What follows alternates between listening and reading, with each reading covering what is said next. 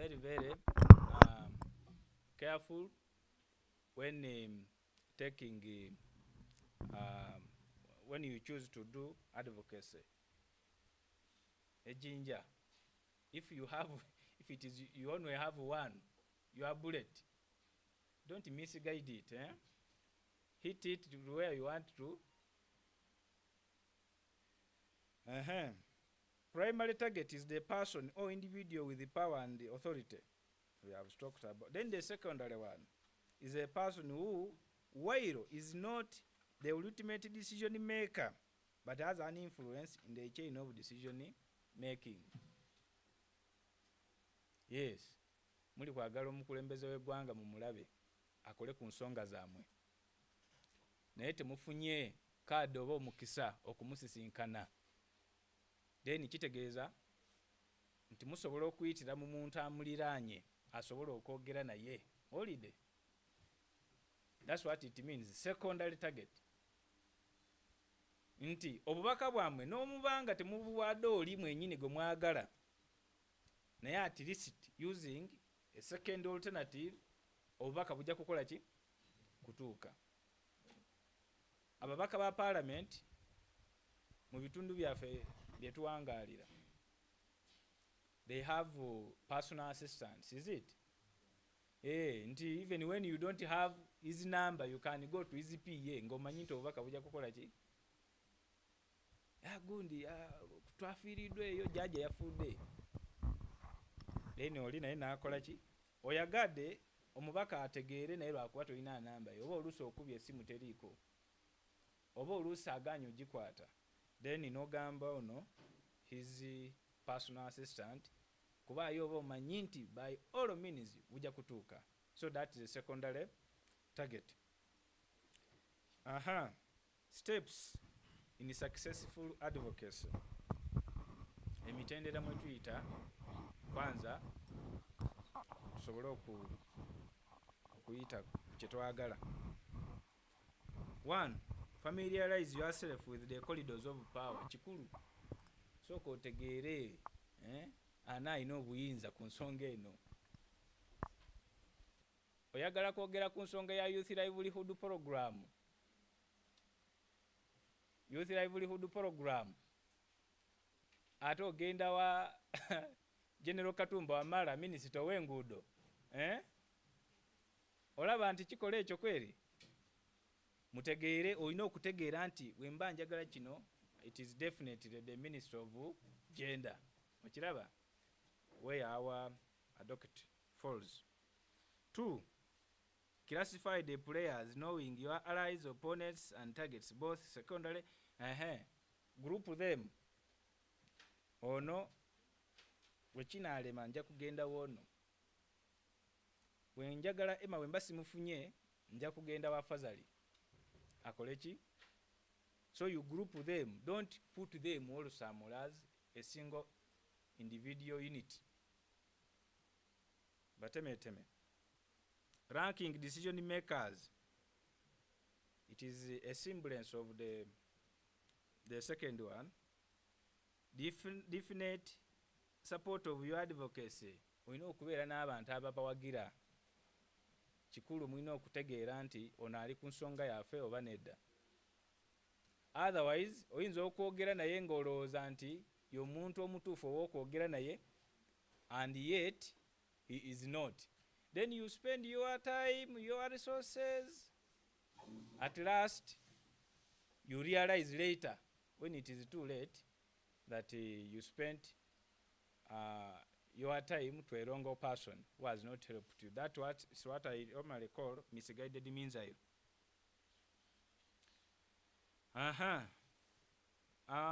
You must build relationships. This is important because you can't advocate alone. And by the way, in advocacy, you cannot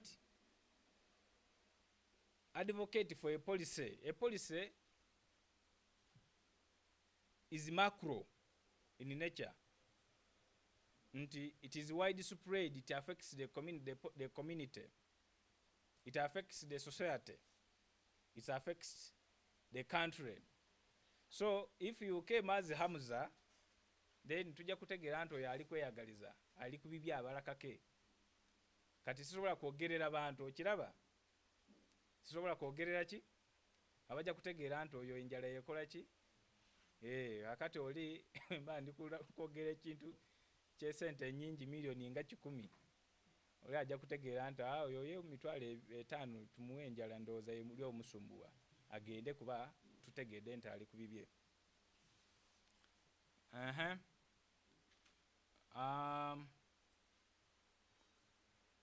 Then this now brings me to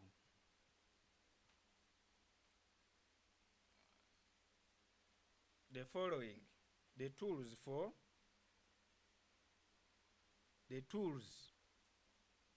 oba bye tukozesa okulwana mu lutalo lwaffe olw'okubeera nti tunoonya kye twagala. 1. Any successful advocacy, I told you you must position yourself very well, because in many cases we have seen people advocating ku nsonga and then they end up in prison. Haven't you heard of that? Nti ffe titwagala omuno omusajja azimbe wano mu ntobazi. Oli ku kituufu buli omu akimanyi nti okuzimba mu ntobazi kiki? Kikyamu. Naye ate gwe newesanga bakutaddeyo muki? Olidde. So kati, that's how cagey some of these matters can become. So it is never easy. That's why you must understand, you must have a grounded knowledge on who your targets are, the matter that you want to advance, and very many other things. So the tools that you can use, oba ebyo betulina mu amare, in our arsenal, our tools in the arsenal or amare or mugundi yaffe byetutereka ebyokulwanyisa. 1 is the media. This is the radio, newspaper and television, because if you want a matter to be heard very fast, you engage these emawayos. That is 1, if you can use that. 2, research, good quality research. Ngambye nti it should be evidence based. Therefore, it must have been researched on to understand whether the issue is there or not. If it is not there, then don't waste time. Because no government, even these people in the NGO sector, will not waste time doing that. We must have the evidence, and not just evidence, but empirical evidence that it is there. Planning.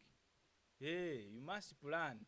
Like I have told you, all these processes, they need planning. Mobilizing and campaigning. Not a campaigning for general election, but mobilizing both resources. Resources is not only money.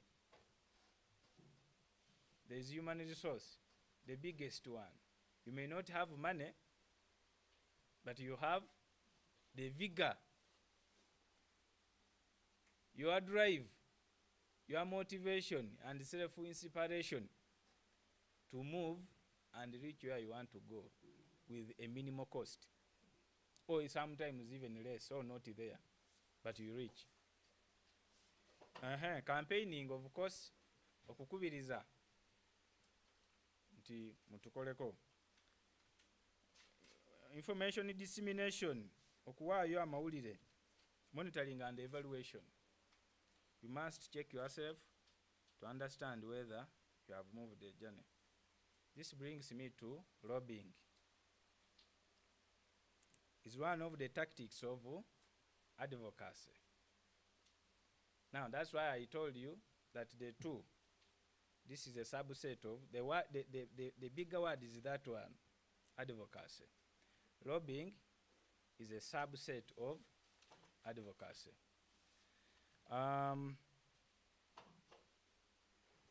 The process of trying to influence policymakers, to try to influence An activity designed to influence decision makers to favor or oppose an issue. So in lobbying, we only come in to advocate, to lobby, to influence, to ensure that what we want to advocate for is being worked on.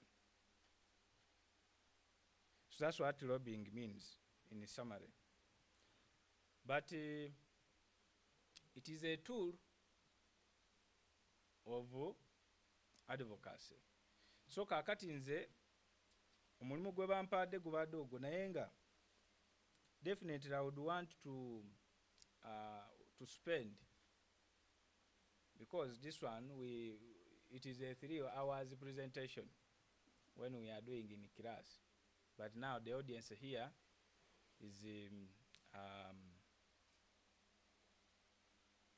influenced by very many factors. But let's understand that you should be a good listener if you want to lobby well. You should not be upset or distracted. Tebakujja kumulamwa kakati nkaka kiri kinakugambye lwakuba bakutadde mu komera n'otya nti awo sijja kuddayo. Ako nako kabeera kakodyo by the way, akokukujja kuki katumuteekeyo basi ajja kivaako. Now if they put you there and then you say you pull back, definitely ojja kuba you will not achieve anything. Willing to let other people talk, persistent but not resolute, olemera kumulamwa, able to think on your feet. Omukulembeze yenna olina okuyiiya, oyiiya kubanga bw'obanga oli kumulamwa nti kino kye twagala, naye ate newesanga nga mumwe mu bantu b'okulembera wali alina endowooza endala, definitely olina okulowooza mangu n'okola ki. Lastly, able to identify concealed agenda.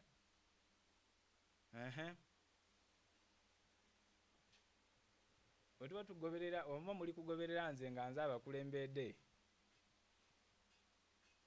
mulina okwebuuza naye tuli kuki omusajja oyo, kale tuli kumulamwa naye omusajja oyo ali ku kituufu, alina oba ayagala atukozesa ayiseewo ekikye. Ndowooza mubiraba ebyo. Oli ye yeewanika mu maaso nti tuli ku kituufu, naye ng'ate underneath he has a straight jacket. So you must be oblivious of such and understand. Otherwise, I want to thank you for being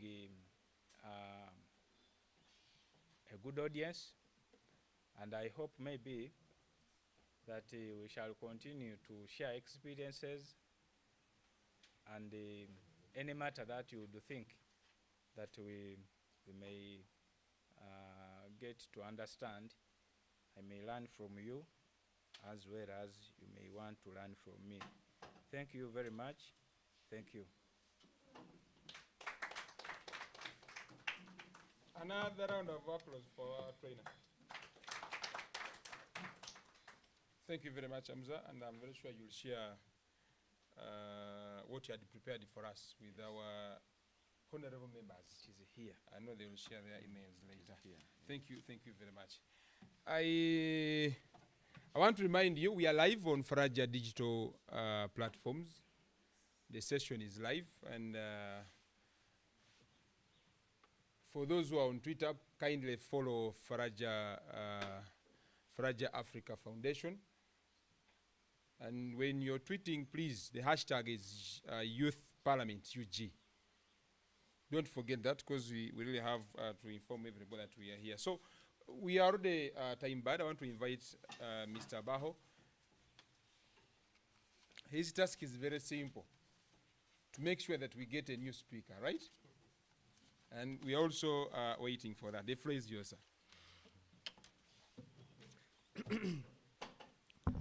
Thank you very much. My name is Brighton Abaho. I am glad to be here. Whereas I would have said a lot of things, we are already out of time. Because the most important thing is for us to be able to deliberate on the motions at hand.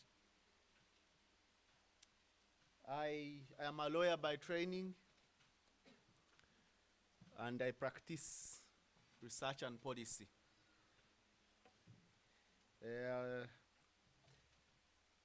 For those of you who have been who are on Twitter and you've been following Parliament Watch, Mbale is one of the most ardent followers of Parliament Watch, who follows what is being done in Parliament. And at the Center for Policy Analysis, that's what we've been doing, making sure that as we try to influence policy, we are also trying to make sure that the people are aware of what is happening in the country, because our leaders, our members of parliament that we vote into those positions, we need to know what they are doing.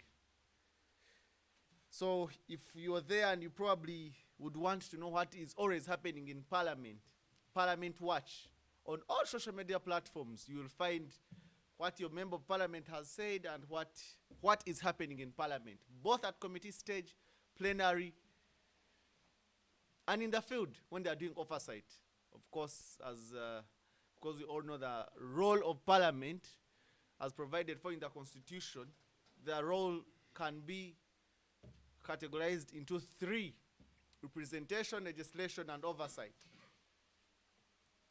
But before I can usher us into electing a new speaker, I would just want to speak about what the Youth Parliament is, because not every one of us who is here knows what it is. Some of us might be, so why are we here? Why aren't we, if it is Parliament, aren't we supposed to be at the Parliament chambers? Yeah, but this is a process that will actually take us to the parliamentary chambers. What is the Youth Parliament? Youth Parliament, like you've seen here, it's basically a creative way that is being used by civil society organizations to put in place a platform, to put in place a safe space for young people. And this is a space that we are using as civil society organizations to give young people an opportunity to familiarize themselves with the systems of democracy.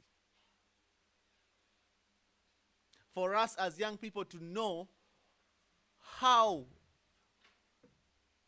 proceedings are conducted in Parliament and at local council level, at our district, at our sub-county, and at our parish. Because when we come here as youth, we are able to understand how some of these things do. That's why we are able to discuss using motions, because it gives us an opportunity to debate and deliberate on some of these things. Youth Parliament as a platform that was established, or that is coordinated by civil society organizations, and right now being coordinated by Faraja Africa Foundation, with support from other partners such as Action Aid, and with funding from GIZ and the European Union, helps to introduce young people, or the youth, to understand the civic responsibilities. Because it is important for us to understand what our role is as civilians, what our responsibilities are. If you're a youth leader, what should you be doing? How do you get issues that you take to the district councils, to the youth councils? Because as the Youth Parliament, it helps to widen the space of participation and engagement of the youth. And of course, at the end of it all, it helps to broaden our understanding of the national issues. For example, when we come here when we are in the eastern part of Uganda and we are talking about disaster, isn't it a concern in the eastern region? Is it a concern? We remember what happened last year in July and August in Mbale? Do we remember? Did it show us something as a community, as the youth, that we are that there is indeed something that needs to be done? As youth, do we know that we have the disaster management committees at our district level? Do we know that? As a region that is prone to disaster, landslides, floods, do we know the role of these disaster management committees? Do we know? Do our districts even budget for them? Are we aware of the disaster management framework that is in place? So that's why the Youth Parliament is in place. It helps us to understand some of these things. Like I've said, it helps to broaden the platform and the safe spaces of engagement. And also it helps us, this youth parliament is important in nurturing and identification of talent. We have different, I'm personally a product of the youth parliament. A product of it. From 2018 when it started, I was just an attendee like you. But right now, I am a consultant on it. Yes. What does that mean? Through the youth parliament, I have been nurtured to become who I am.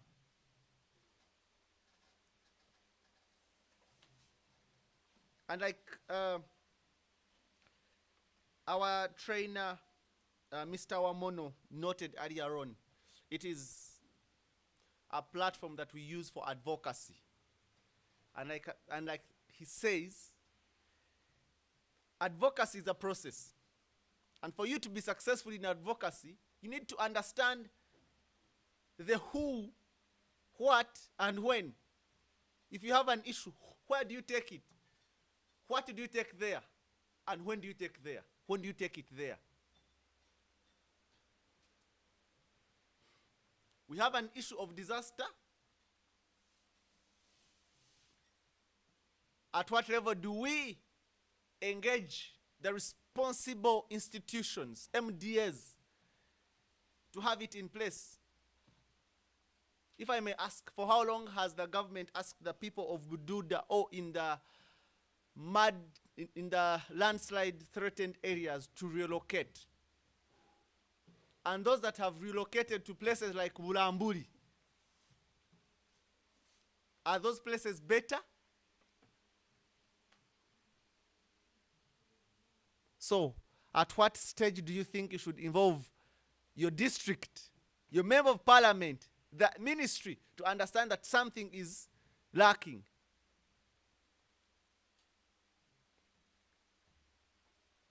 I have a very big interest in disaster because the Auditor General's report of 2021 noted that very many districts in Uganda do not plan for disaster management.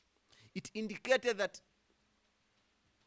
most of the districts in the country do not actually budget for disaster preparedness, which means that if our own districts cannot budget for such, then it means that the district disaster management committees cannot be operationalized, meaning that they cannot do their work.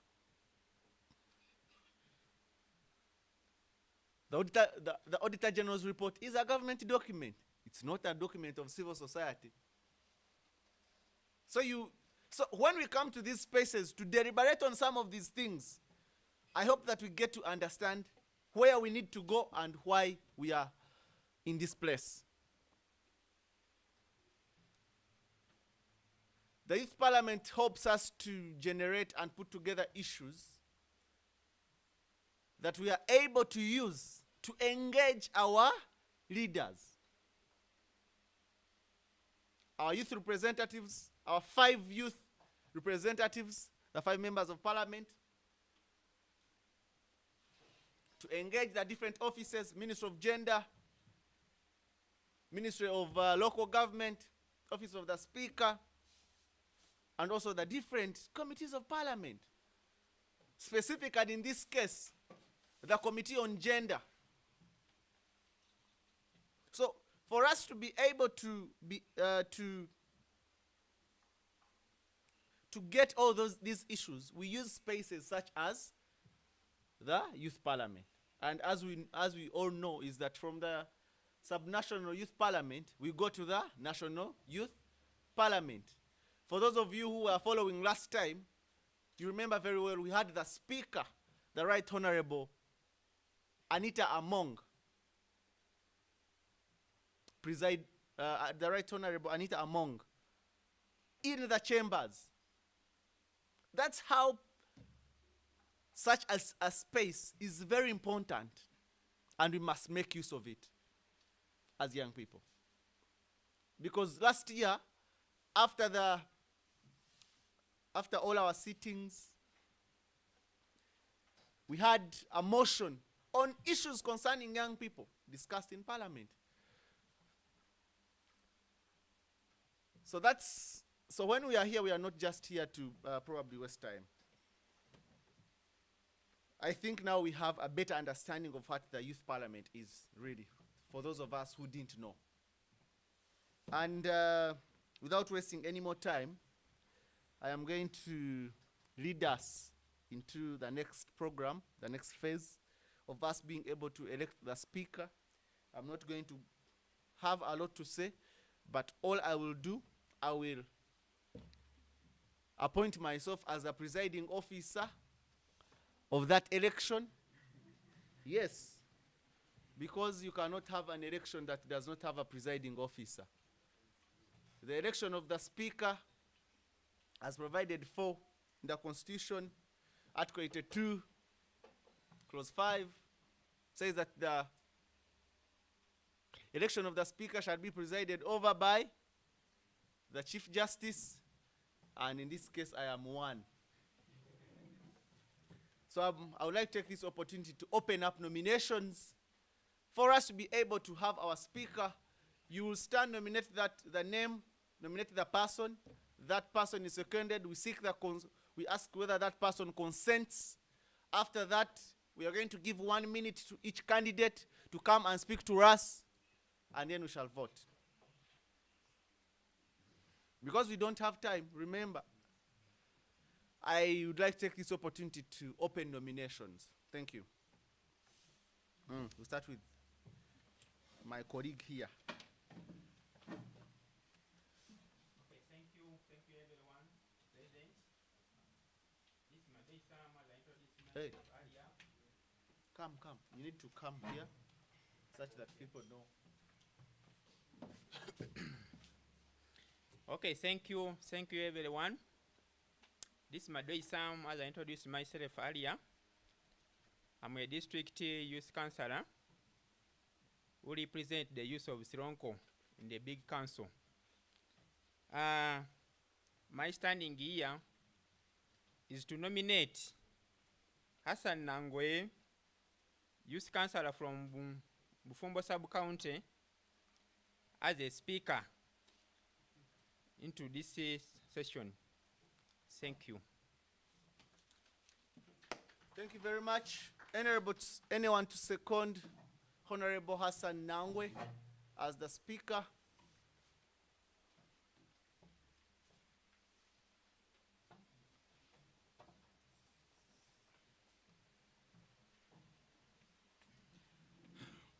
Good afternoon, everyone. I'm Namavako Bosco, the National Unity Platform Register of Bungo Central, Mbale District. I second Nangwe Hassan for the position of Speaker. Thank you very much. Any other nomination?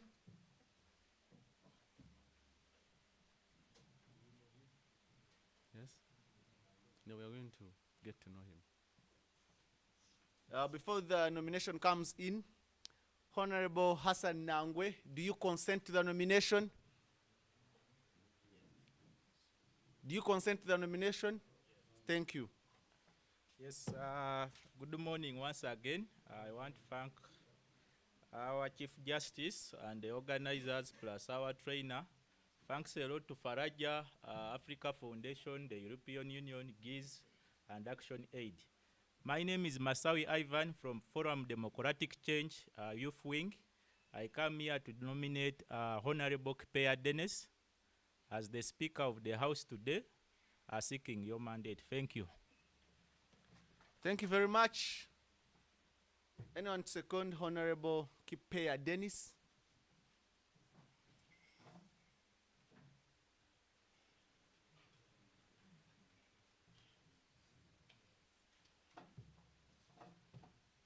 Once again, I'm Simon Peter Okadapao, a youth leader from Anafa.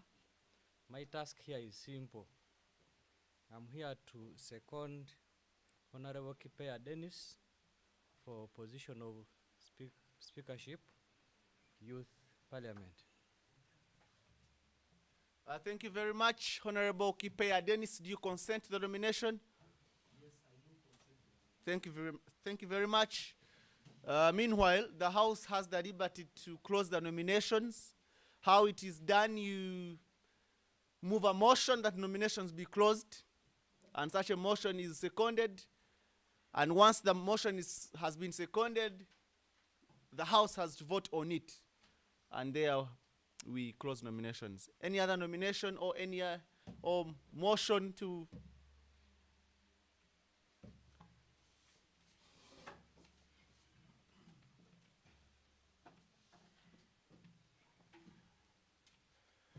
Thank you very much, the presiding officer and honorable colleagues.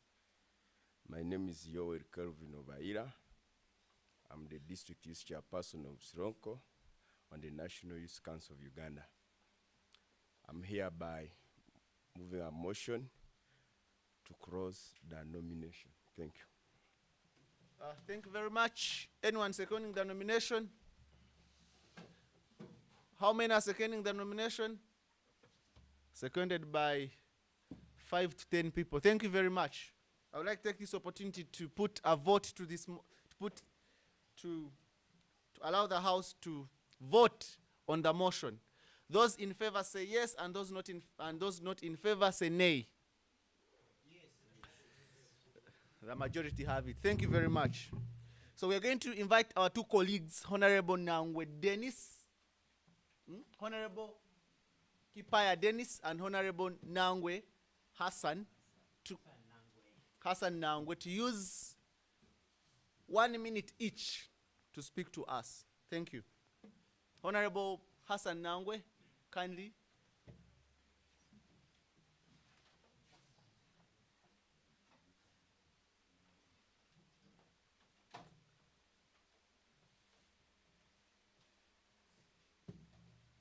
Thank you, presiding officer. My thanks goes to Faraja, Africa, EU, honorable members. Thank you for coming. Nangwe Hassan, councillor from Bufumbo Sub-County, Bongo North Constituency, Mbale District, contesting for speakership to go and represent you at the parliament. I would emphasize on unity. We as youth, we need to work together for a better Uganda. I want us to use this platform to express our legislative ideas. I won't speak much, but I'm requesting all of you to vote for me as a speaker. I go and represent the youth. Thank you. Honorable Kipea Dennis, the floor is yours. And you strictly use 1 minute. Wow. A round of applause to Faraja Africa Foundation. A round of applause to Faraja Africa Foundation. Colleagues, my name is Kipea Dennis. I want to try to be as brief as possible because of the time factor, though I had a lot to share with us.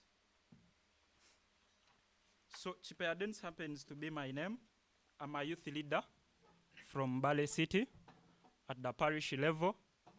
I have served at the National Executive Committee of Uganda National Students Association.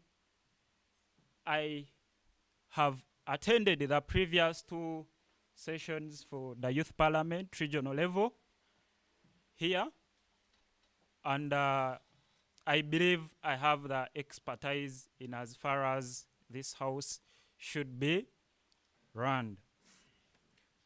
Colleagues, I had a story that I wanted to share with us, but because of time, I am going to cut it short.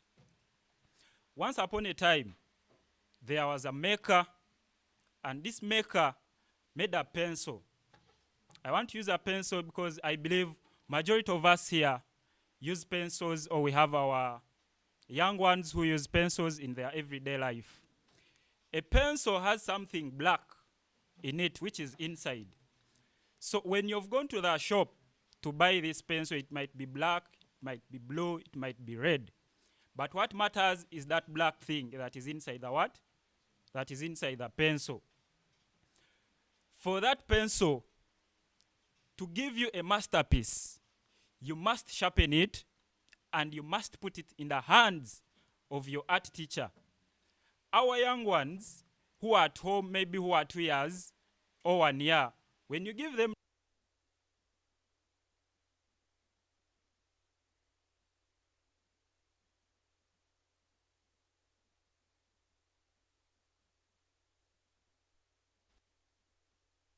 to do what the world expects from us, but we cannot all lead because the space, I'll give you an example for this position. That is the position of the speakership. I believe I can do best, and I also believe Comrade Hassan can do best. But at the end of the day, we must have one person to represent the young people of the Eastern region. I have talked to a number of us here today. Because of time, I want to end here by simply seeking colleagues. I want to request, I don't, thank you.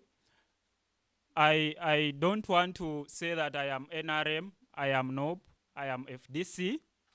There are some issues that should unite us all as young people. When we come together, let's not foster that aspect of parties, because I believe the challenges that affect us as young people are the same, whether you're NOB, whether you're FDC, whether you're NRM. Factors that, challenges that we are facing as young people are the same. I want therefore call us all to unite, and please vote for Chipeadens as your next speaker for the Eastern Youth Parliament. Thank you. Thank you very much. I want to wish you all the best in the election process. Because I did not want to be a very bad presiding officer, I decided to pardon him and add him a minute. Thank you very much, Honorable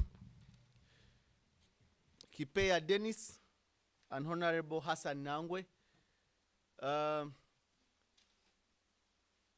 Before we get to voting, which shall be done by secret ballot, where we shall give out ballot papers, you will only be requested to write the name of that candidate that you're voting. The spelling might not matter, but you will write the name. But before we can get to that, I would like to request Emma to first ascertain the number of eligible voters. I have been reliably informed that some of you are planning to have some people ferried in, like what is done by a certain country in Africa.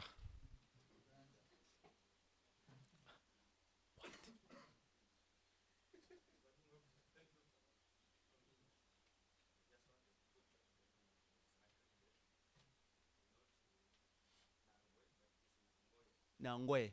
Thank you very much. I thank you very much for that correction. You know, I am also human.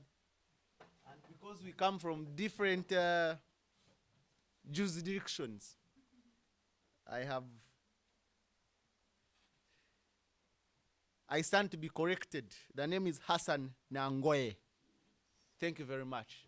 I do not usually pronounce names in a ramshackled way, but I think that was an oversight. I beg to be forgiven. Am I? I might move here and they might refuse to serve me their beloved, what is it called? Malewa. Or I might come back to pick one of the beautiful girls and they are not interested to. But for now, Emma, kindly help me count the number of the eligible voters. Eligible. How many are they? There are 38. We want the ones that are here. Yeah, thank you very much. I have been reliably informed by one of the electoral officers that I have appointed, Emma, that we are only 38 eligible voters. So my colleague, Namagembe, is going to give us our ballot papers. You write the name of the candidate that you're voting. And then, like I said, the name, the spelling does not matter. All you need is, those of you had thought that you would use other ballot papers. These ones, they have a specific security detail.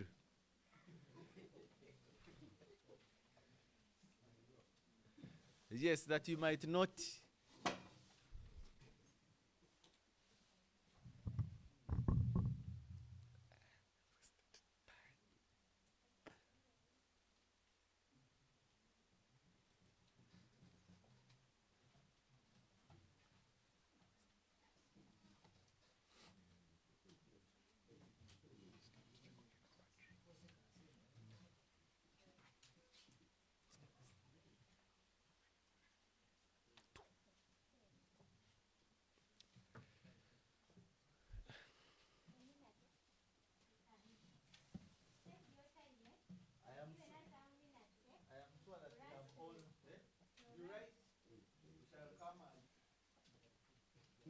Some of us don't have pens. Uganda is becoming. Yeah, let's share our pens with our colleagues. The names are Honorable Kipea Dennis and Honorable Hassan Nangoye.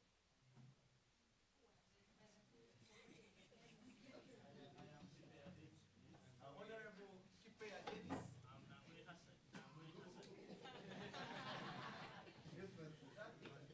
The purpose of them speaking to us was for them to be able to introduce themselves to us and tell us why they should be able to.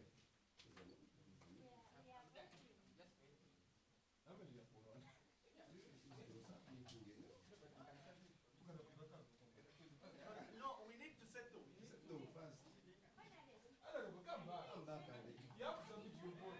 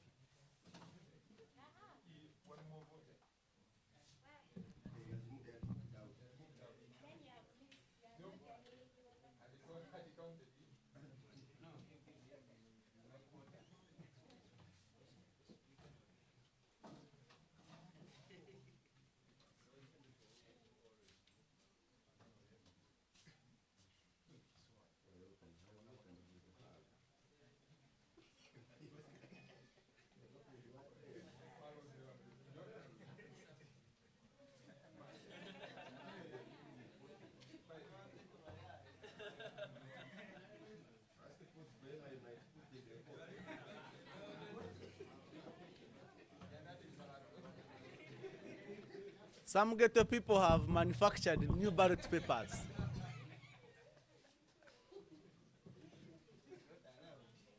I thought these things only happen in a certain country, but in Africa.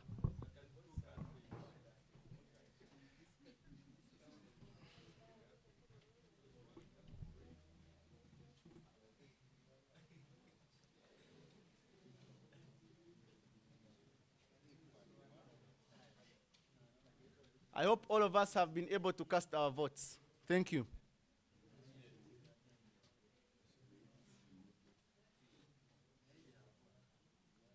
I have noted that. It's something that I've seen. All of you might think that I've not seen it. It is strictly 38. And the moment it is not 38, I will disclose what I've seen. Okay. We must count when everyone is seeing. The agents will come after. 1, 2, 3, 4, 5, 6, 7, 8, 9, 10, 11, 12, 13, 14, 15, 16, 17, 18, 19,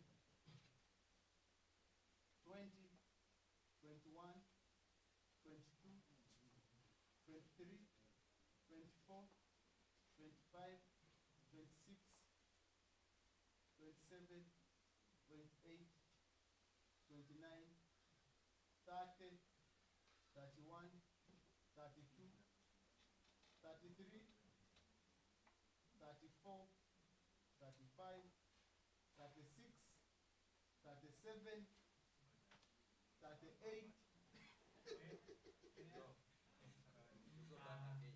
For this one, 39, 40.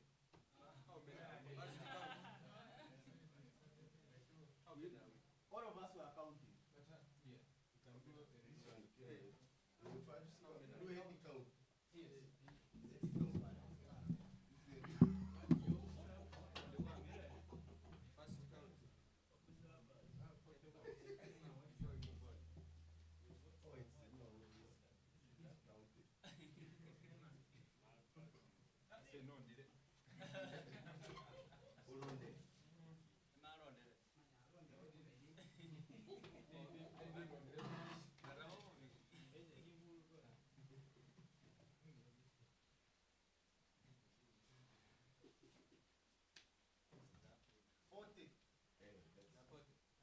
People. I think Honorable Bayo had probably not counted himself, and the colleague who was outside. I think we are at par. There are two candidates. Are we at par? Yes. Honorable Hassan Nangwe, are we at par? Honorable Kipea Dennis, are we at par? Yes, sir.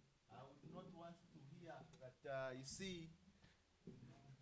So I would like to call two agents, one for Honorable Hassan Nangoe and another one for Honorable Kipea Dennis. Kindly stand there.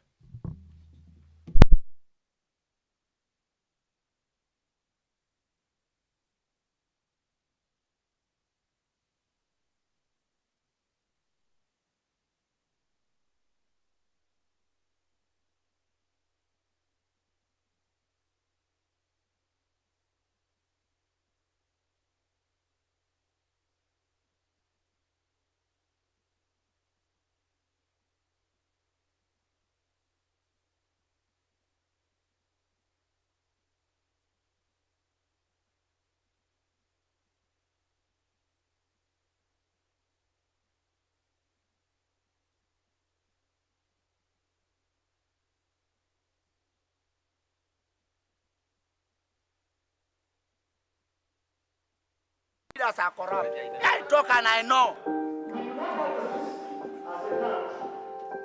Faraja Digital Television is a free digital platform participating with the youth, women and men in civic engagement, economic and Afrocentric development stories. Our heritage sets each and every one of us from the other, At Faraja Digital Television, we educate and sensitize the young people to protect and conserve our African heritage so that it does not lose its authenticity as we pass it on and on from generation to generation. We provide an insight on the business economics and startups. We also bring you successful stories of young, vibrant entrepreneurs. Our platform intends to equip you with knowledge that will engage you in policy advocacy, leadership, and community outreach. Faraja Digital Television. Telling an African story.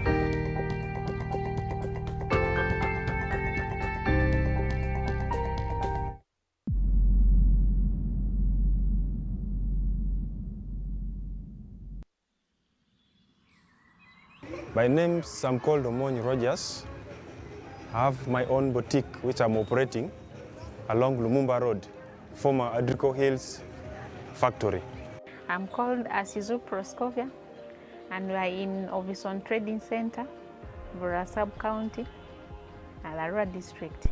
I'm Rotimi Ivan from Alangi. This is my enterprise. It is called Sunrise. I'm a tailor. We are in Alangi today. Mine is to train the entrepreneurs on how.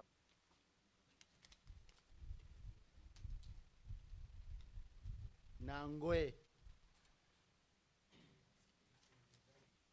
Dennis.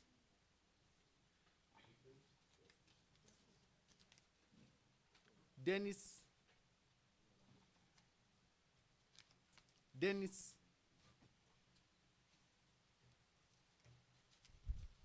And finally, Nangwe Hassan.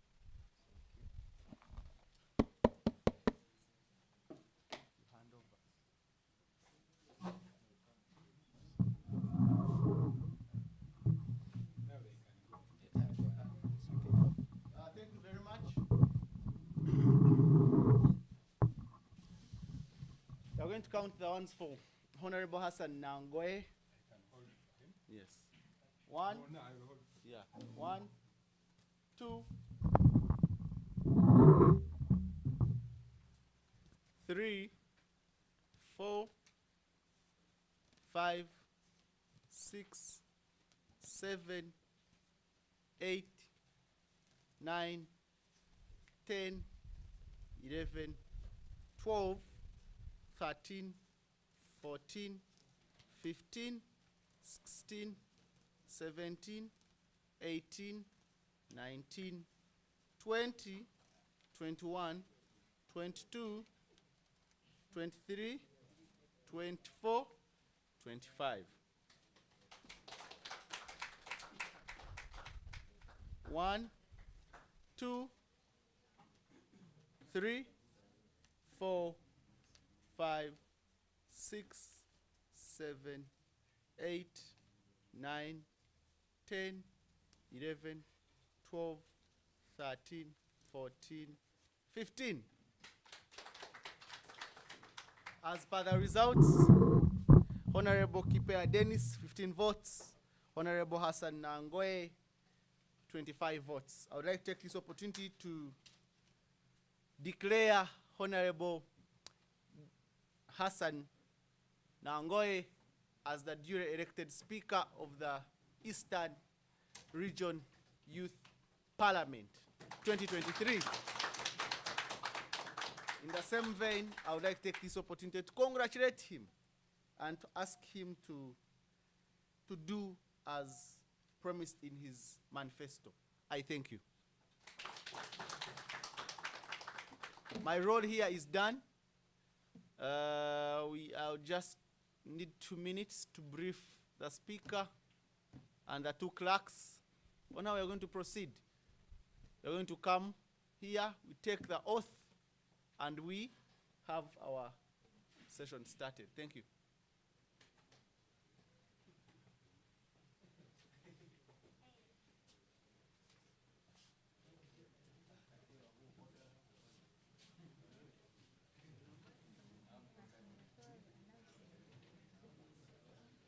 Thank you so much, Justice. I just want to put some things across. Members, when we are delivering, please let us respect one another's views and let us not keep interacting as we make submissions. Thank you.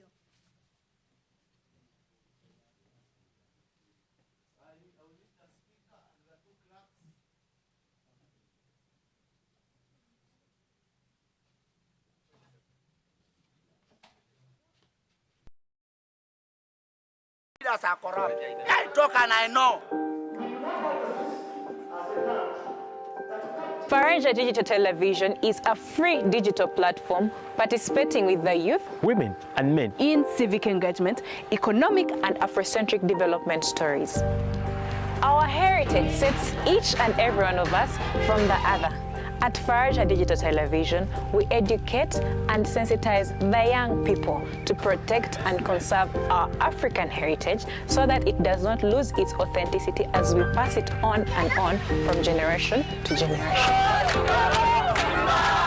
We provide an insight on the business economics and startups. We also bring you successful stories of young, vibrant entrepreneurs. Our platform intends to equip you with knowledge that will engage you in policy advocacy, leadership, and community outreach. Faraja Digital Television, telling an African story.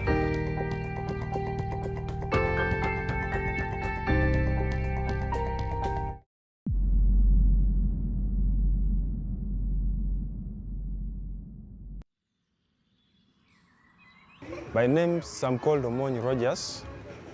I have my own boutique which I'm operating along Lumumba Road, former Adrico Hills factory.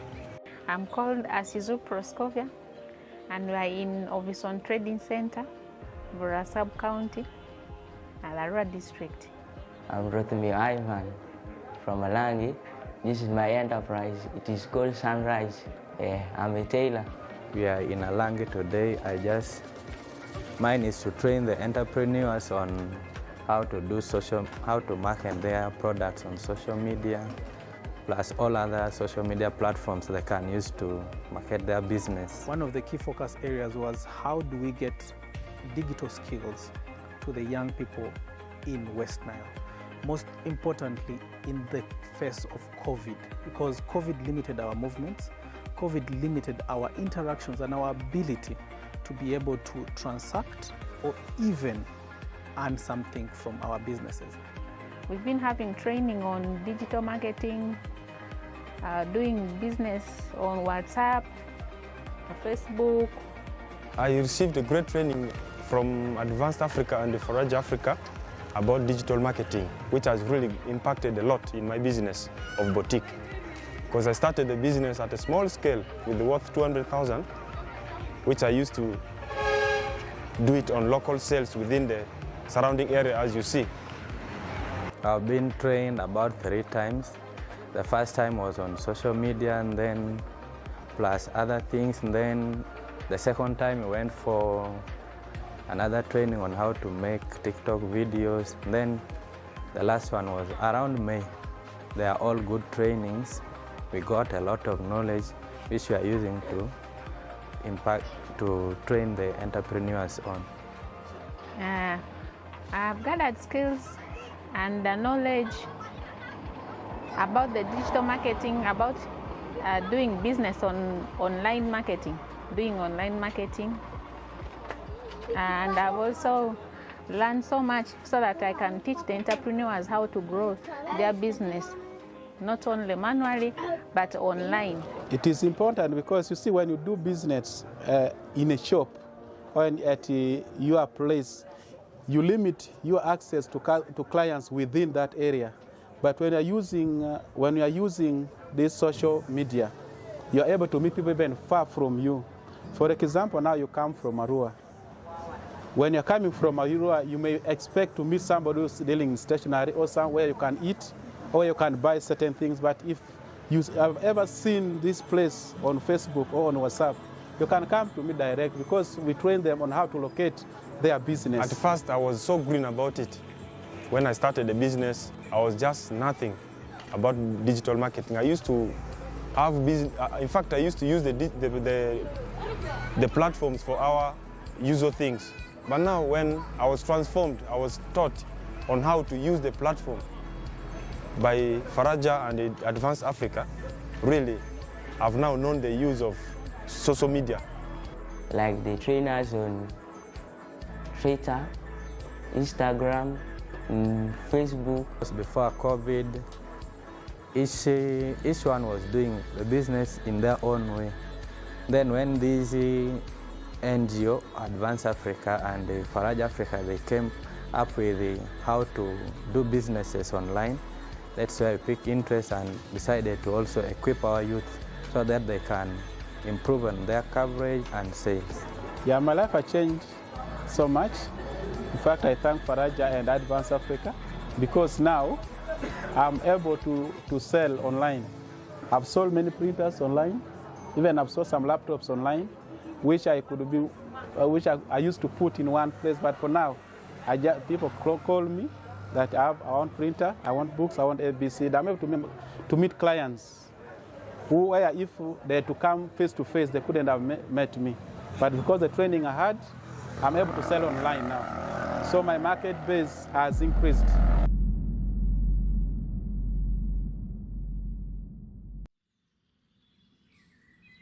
Yes, a very good morning to everyone who's watching Faraja Digital TV. My name is Shedrick Mbale, and with me is Namatana Chanzile Tisha. Yes, today being the 5th day of August, we are live at the Parliament of the Republic of Uganda, whereby today is going to be a very different sitting. It won't be the ordinary sitting of the parliamentarians of Uganda. Instead, it will be the youth of the parliament sitting today. Well, this happens to be the 5th edition of the Youth Parliament of Uganda, in that youth are going to get the chance in that very room to discuss the issues that affect them as youth, table bills, pass bills, and have serious debates. This is not a one-day journey. We started from far back. We've come from sub-regionals, from the different regions around the country, and there is inclusion for everyone, for every youth, to talk about what is actually itching them exactly where they are. Because Kampala issues are not the same as Gulu issues. Exactly. Well, we are going to be interacting with a few of the guests who are coming in to be a part of this prestigious day, and we shall always keep you locked in on this Faraja Digital TV. For more information, just stay tuned. We'll get back to you very shortly.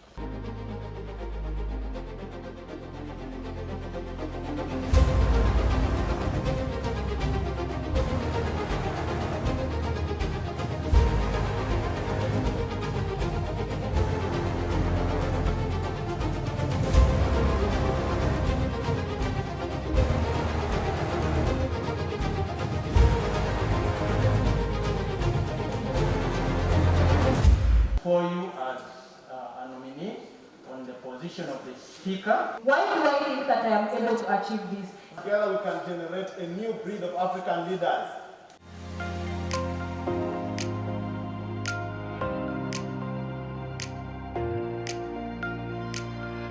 Ezra Ambassador Rashande. The reason why I didn't vote is to make a free environment for someone who is coming into the position, not to have bias on me. In the case of any consultation, so that he be free to come and consult me, and I advise him as his senior. So right now you have just mentioned that you are neutral in this situation. So do you think, I've had some murmuring that the elections were not fair. Do you think they were fair? The elections were very fair. Whether you have lost, whether you have won, you need to cooperate because the cause is the same. We are trying to deliberate the youth of this country. Thank you very much, Ezra. Just before you go, please give us a closing remark and briefly what you expect from this parliament. I'll first state what we did in our National Youth Parliament, the 4th National Youth Parliament. First and foremost, we discussed the budget of National Youth Council, and it has been put clear that in the next financial year, the National Youth Council budget, it will be increased. Secondly, we discussed about to allow the pregnant young mothers to be allowed to go to school. Thirdly, we have also introduced a National Youth Symposium. So for that matter, I wish them the best in their leadership. Yes, Faraja, say hello to the people. Hello, and thank you very much to everyone watching Faraja Television. My name is Rubankene Francis Shah, the just elected Deputy Speaker of the National Youth Parliament. Yes. So, what are your expectations, Mr. Frank Shah? First and foremost, this National Youth Parliament is a very big avenue or platform for youths in Uganda to actually air out their views, air out their issues that will lead, the way that they air it out will lead to social changes. These changes will help impact the lives of the very many millions of youths outside in Uganda who have not had the opportunity to come to the floor today. My expectation is that the discussions that we are going to have when we resume the House is to discuss critical issues like the parish development issue, development model that is already in execution, that we will hear the youth voices at this point in time, and I hope we can discuss it, scrutinize it, and come out with motions that will, come out with resolutions that will help the native youth out there.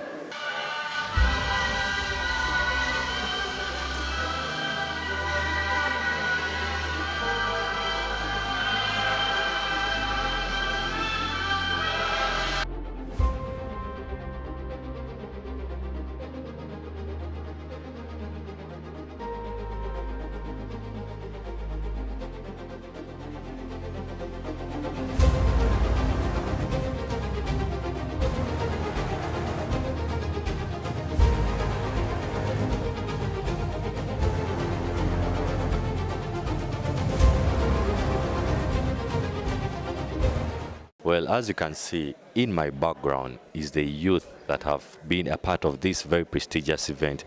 Could you please give us a brief breakdown of the whole process of how the Youth Parliament comes about? For starters, you know, our country has a very high percentage of the youth. Most of us are quite young. So the selection itself, we had over 2,000 participants.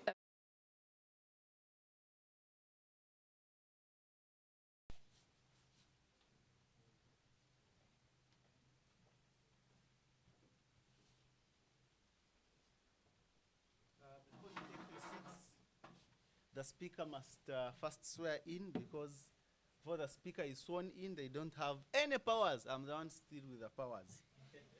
Let me get to the Bible.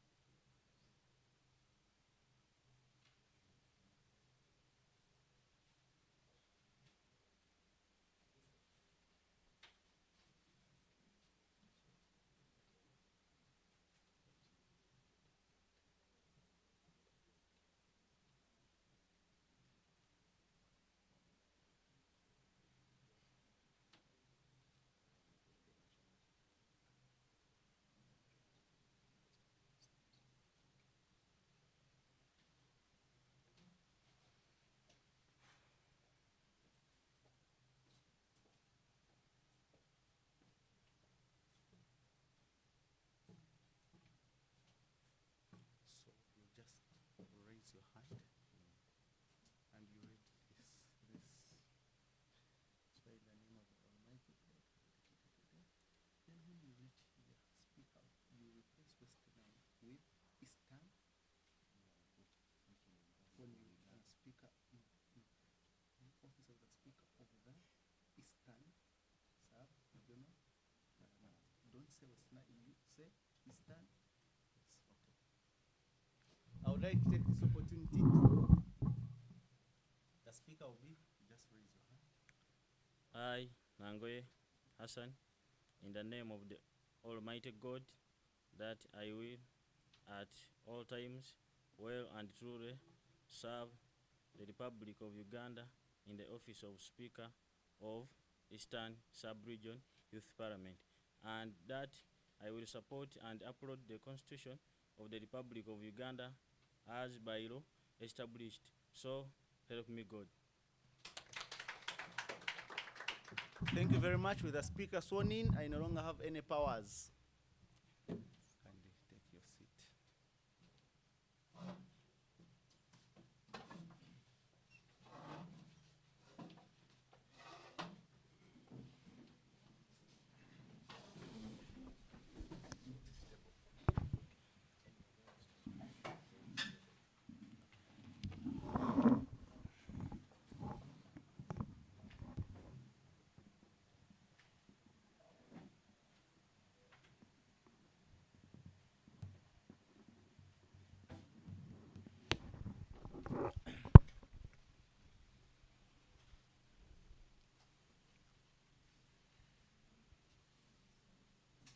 Honorable members, I'll take this opportunity to recognize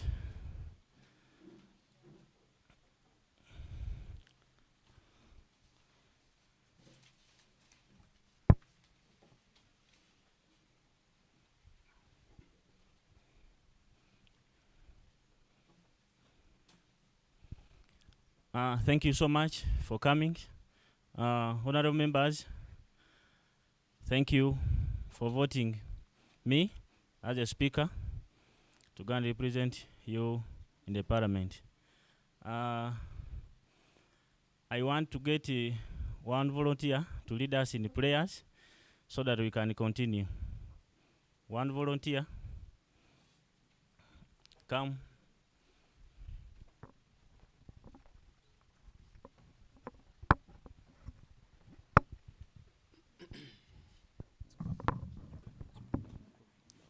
أعوذ بالله من الشيطان الرجيم بسم الله الرحمن الرحيم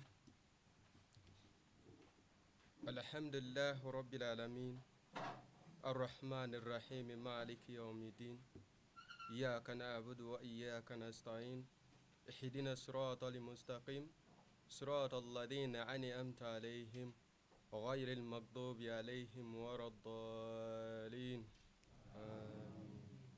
Amanya Sigadde Ahmed Wepoholo Bun Sulaiman Hawa Chief Commander Industrial City Mbale. Thank you. Thank you, Mr. Ahmed.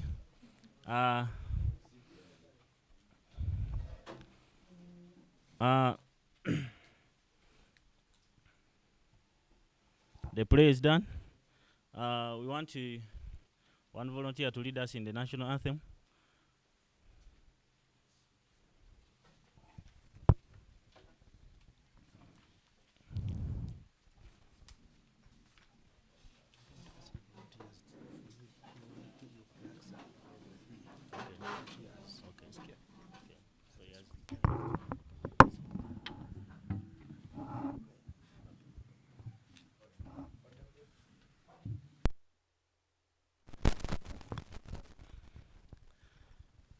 I've been guided.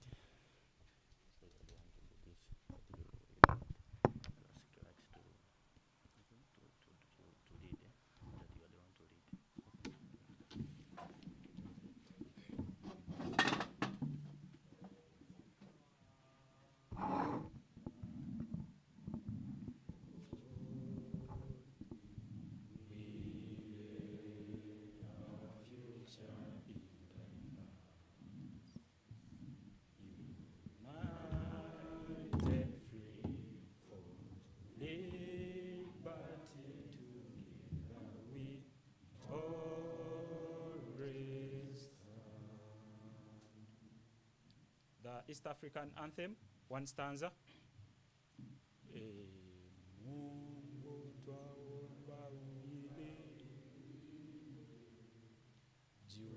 Jumuiya Afrika Mashariki, tuwezeshe kuishi kwa amani, tutimize na malengo yetu. Jumuiya yetu sote tuilinde, tuwajibike, tuimarike, umoja wetu ni nguzo yetu, jumuiya yetu. Thank you. We can now take our seats. Next on the order paper, we shall have a brief communication from the speaker, which shall be followed by laying of the papers. Then after, we shall have the first motion. Thank you. Thank you, Mr. Kiraka. Once again, I would like to welcome you all here. Thank you for coming, and use the same opportunity to thank you for electing me as a speaker to represent you at Parliament. people were guiding us. At first, I made a mistake, but I was corrected since we had not gone through induction, and I promise everything will be well.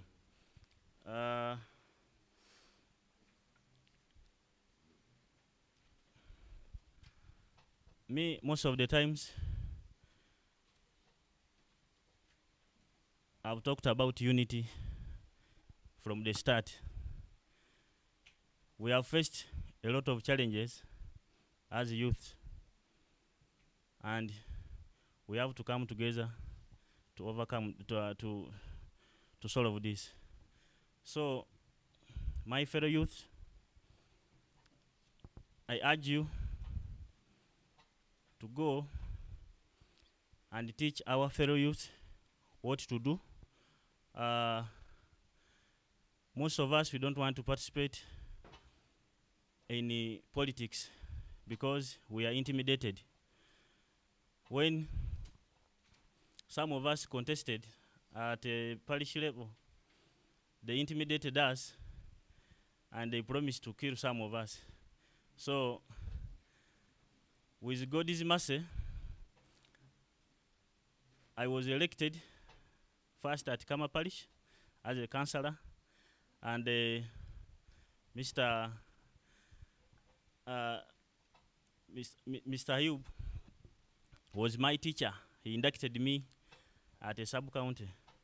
So I urge youth to join politics and use any platform which has been brought on the table to make legislative ideas which can take our country in front.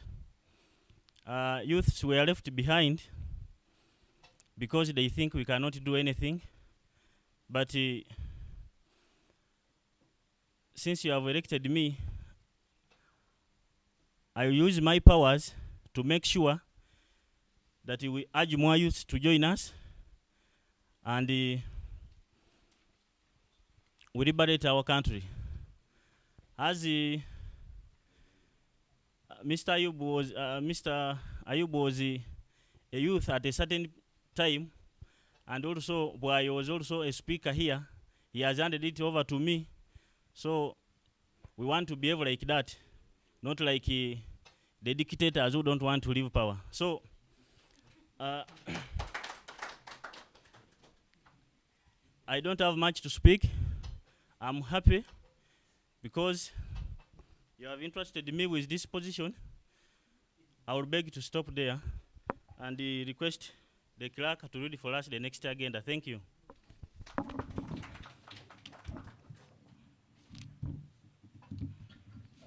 Thank you so much, Right Honorable Speaker.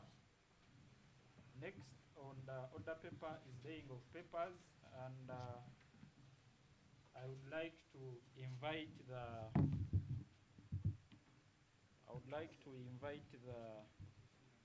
the mover of the motion, number 1, to step forward.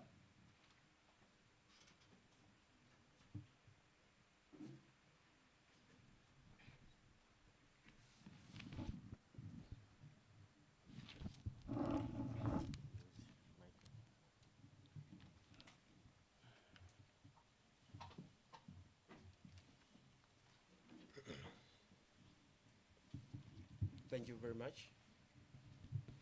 My name is Kefa Windila. I'm going to move a motion for a resolution of the Eastern Youth Parliament urging the government to put in place a disaster management plan and implement it.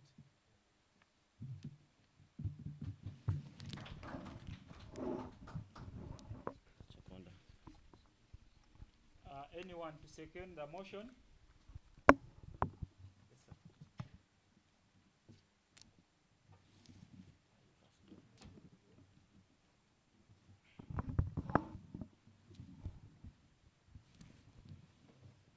Thank you, honorable members. This is Bosco Namagago. I do second the motion. Discuss about what has been read to us. Thank you.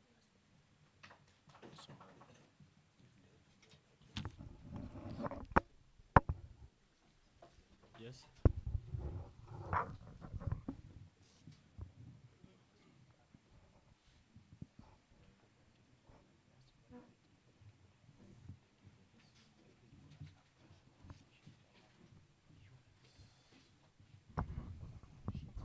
Yes, first I want to congratulate the Right Honorable Speaker. I want to congratulate you, sir, for emerging as our Speaker for this House. Congratulations. My name is Masawi Ivan from Bududa, currently a resident of Mbale Industrial Division, Maruk Ward, that is Majanga Cell. I come here after the secondment of the motion on the government to engage on policy when it comes to disaster management. As young people in this country, we are aware that this government Information. has, yes. I call the mover to come and to move the motion, the seconder to come and move the motion. To justify the motion.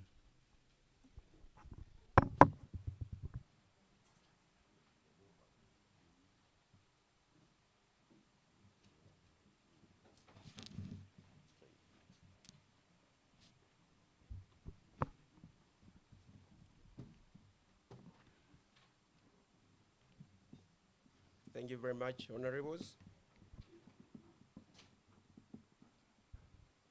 I beg your attention as I read. Uganda is prone to a range of natural hazards owing its geological, demorphologic, and pendologic step-up moderated by climate conditions manifested by a complexity of the neighbors between mountain, lowlands, highlands, and other associated factors.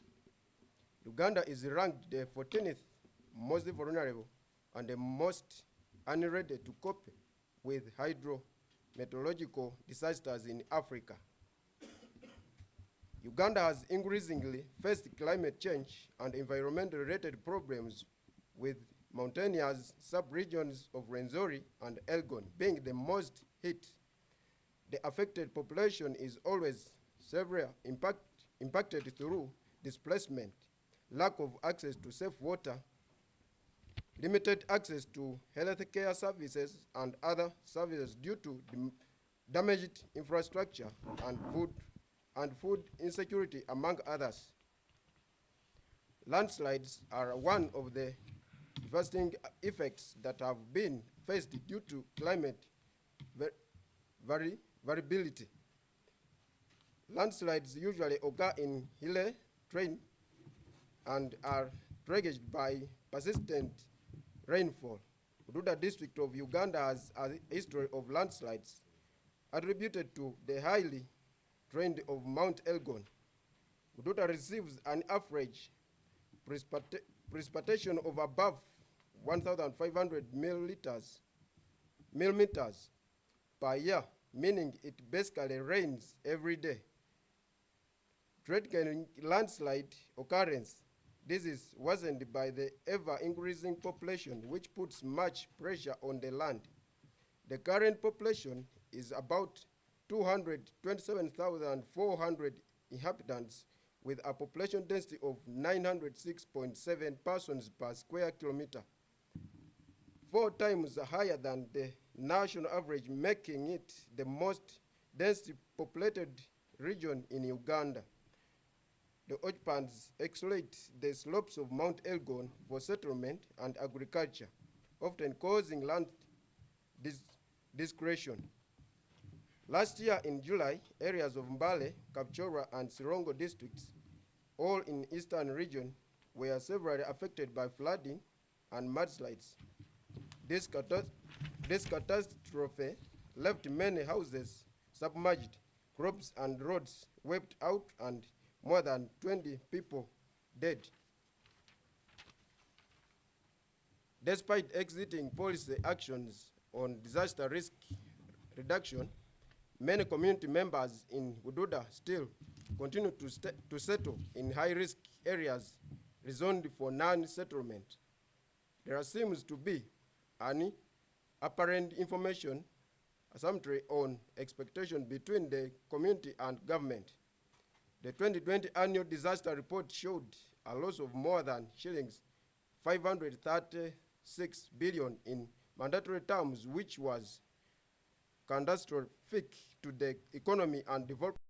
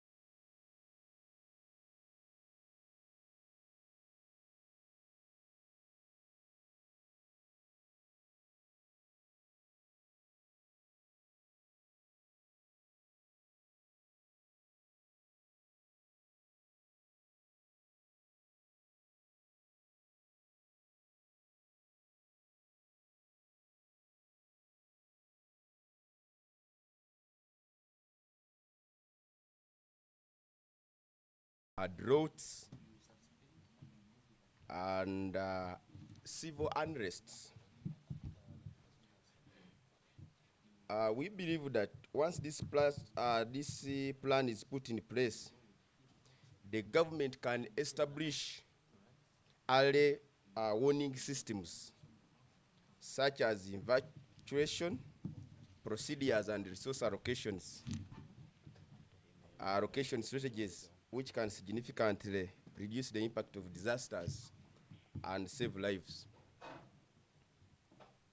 Another reason why government should put in place a disaster management plan and implement it is risk reduction.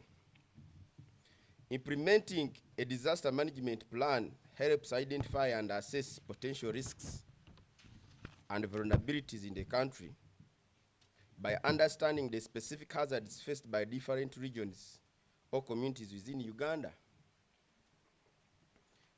The government can take preventive measures to minimize their impact. This may include implementing infrastructure improvements, such as construction of flood-resistant buildings,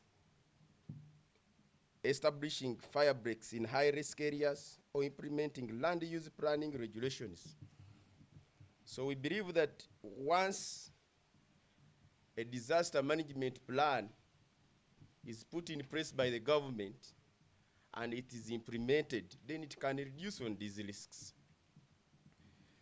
Another one is emergency response. A well-designed disaster management plan provides clear guidelines and procedures for the government's response during emergencies. It helps coordinate efforts among various government agencies, emergency services, and stakeholders involved in disaster response.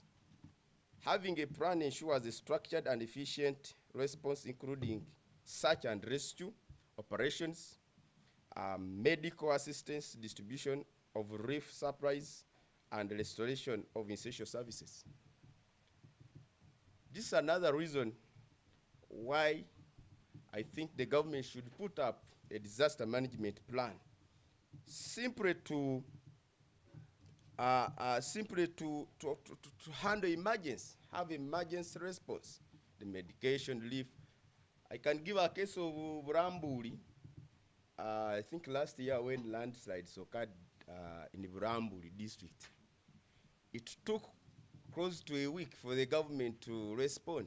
And we believe if such disaster management plans are put in place, then obviously the response could have been quick, and probably they would have handled the situation there. Another one is the resource management. A disaster management plan facilitates effective resource management during and after disaster. It helps the government identify and mobilize the necessary resources, including personnel, equipment, financial aid, and relief supplies, to provide timely assistance to affected communities. By having a plan in place, the government can allocate resources more efficiently, avoiding duplication of efforts and ensuring that support reaches those in need promptly. This has been happening with the Ministry of Prime Minister's Office, OPM. It's allocated funds. I don't know sometimes where the funds are not enough or they are limited. Conclude. But even those that are allocated sometimes are duplicated. So the scenario of the Karamoja iron sheets and the others. So you find out that these duplications, once the government has put in place a disaster management plan, probably could handle that. Honorable colleagues, because of the interest of time, I would wish to end there and wish you nice deliberations. Thank you, Mr. Yowe. Honorable members, the House has been suspended. Let's raise up.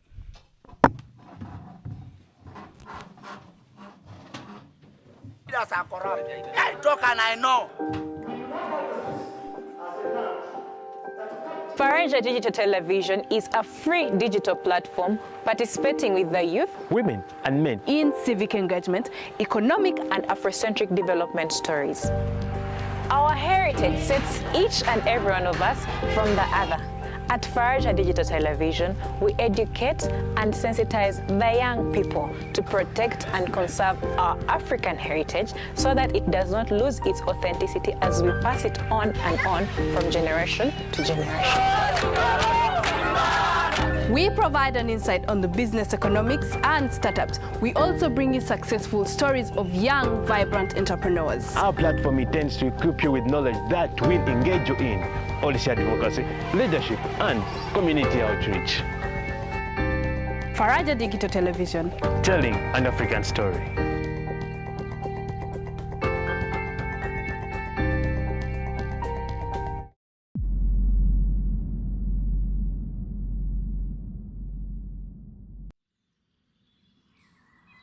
My name I'm called Omonyi Rogers. I have my own boutique which I'm operating along Lumumba Road, former Adrico Hills factory. I'm called Asizu Proskovia, and we are in Ovison Trading Center, Vura Sub-County, Alarua District. I'm Rotimi Ivan from Malangi. This is my enterprise. Let's take our seats.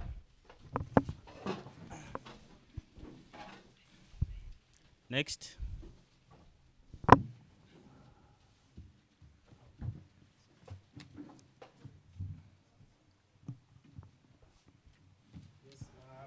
very much, Right Honorable Speaker. I want to thank the movers and seconders of the motion. As a member born in Bududa and as a member who has grown in the region, I want to thank the Honorable who has just presented the key issues about the government to put in place a disaster management plan and implement it. As children of the region, our biggest challenge has not been the plan. Back in the Constituent Assembly, Objective 18, Article 249 of the Constitution of Uganda, puts into place a national policy on disaster preparedness and management. But where has the country lost it? As people of the region, I hail from Bududa, and in 2010 we had a massacre of a landslide in Ametsi which took over 100 people. One of our key challenges was the implementation part in the policy framework. Here comes with big gaps of corruptions that the current government, which has a system that is supporting corruption. So we request that this current government takes interest in addressing gaps when it comes to corruption. The policy is rich when it comes to administrative implementation, but because of the corruption tendencies in the government to implement key issues which are key in objective implementation of the policy framework, this has retarded growth when it comes to preparedness. It has retarded growth when it comes to addressing management. We have seen reallocation of people to Kuriandongo and Bulambuli, but government has not evaluated and done it in goodwill to make sure that these people are well evaluated and are well relocated to places where their character traits and society meet the character traits of the Bamasaba people who are of the region. So we call upon government through such initiatives to take keen interest in addressing the primary core issues when it comes to issues of disaster management and preparedness, not only in policy but in implementation. Capacity building, now we are in a technological era, but we have not seen will by government to invest in IT, invest in high geological and meteorological equipment that can foresee and predict. They has only kept investing in corruption. We recently saw 9.6 billion for the youth being taken as coffee.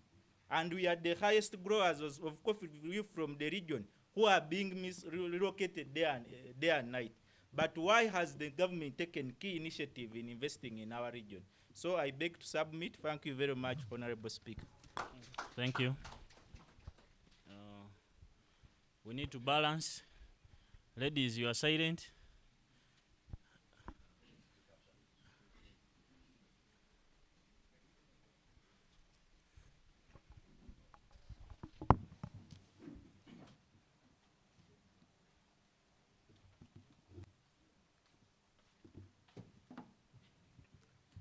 Good afternoon, everyone. My name is Nagudi Tabitha. I come from Sironko. Yeah, looking at the discussion of today's motion about the government putting in place a disaster management plan and implementing it. You're right, we have seen the government has tried sometimes putting the management plan, because in most cases when the disaster happens, we see the people that were in Vududa when the disaster happened, they were transferred and taken to Bulambuli. I think I'm ever going to that place, but the situation right there isn't good. Right there, getting food is hard because everyone is given a room with nowhere to dig and nowhere to plant. That may be a solution, but how best can that be done? How better can the government do this? I think one of the challenges that makes the disaster management plan not work out in most times, to my own thinking, I think we also have a challenge of communication. The communication between our government and our local leaders and the natives of the place isn't taken as key.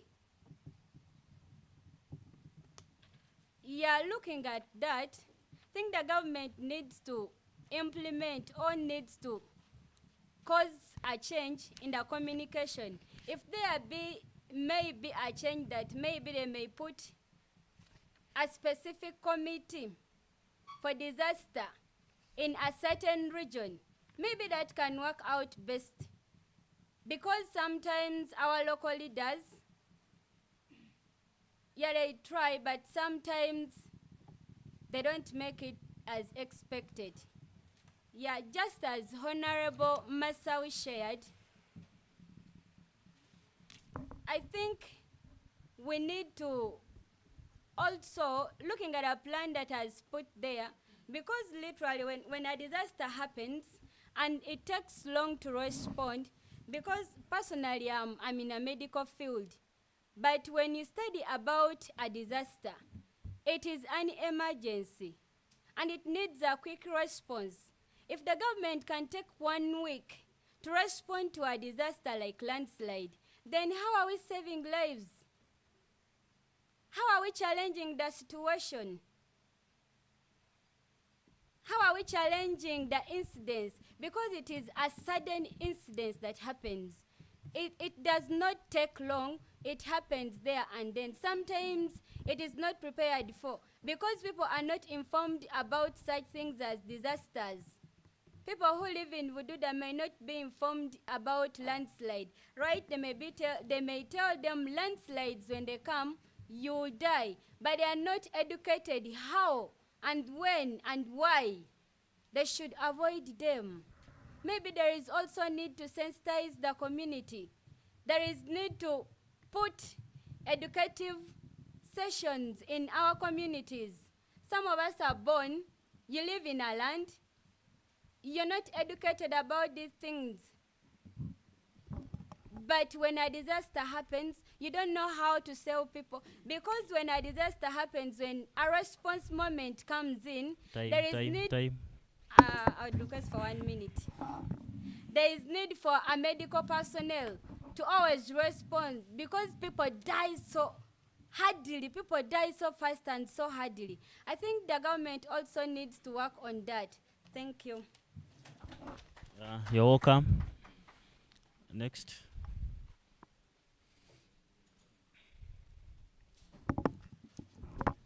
Five minutes. Thank you, Speaker. When we talk about disasters, Elgon region, to be more particular,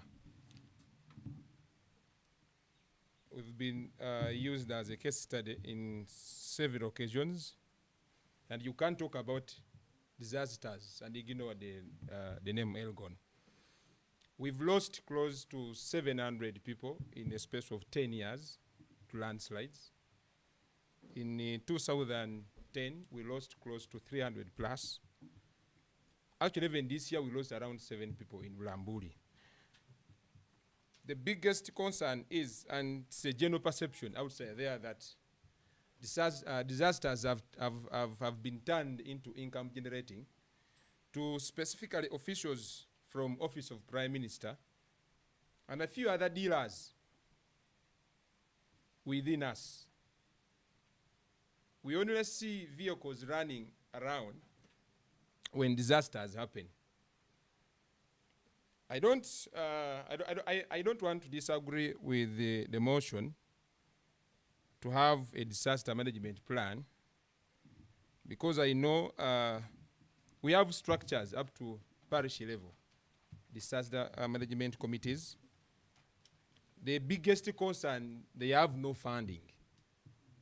I'm a district councillor. We have a district disaster management committee. They don't get even a single coin, but they only sit when disaster happens to assess the impact.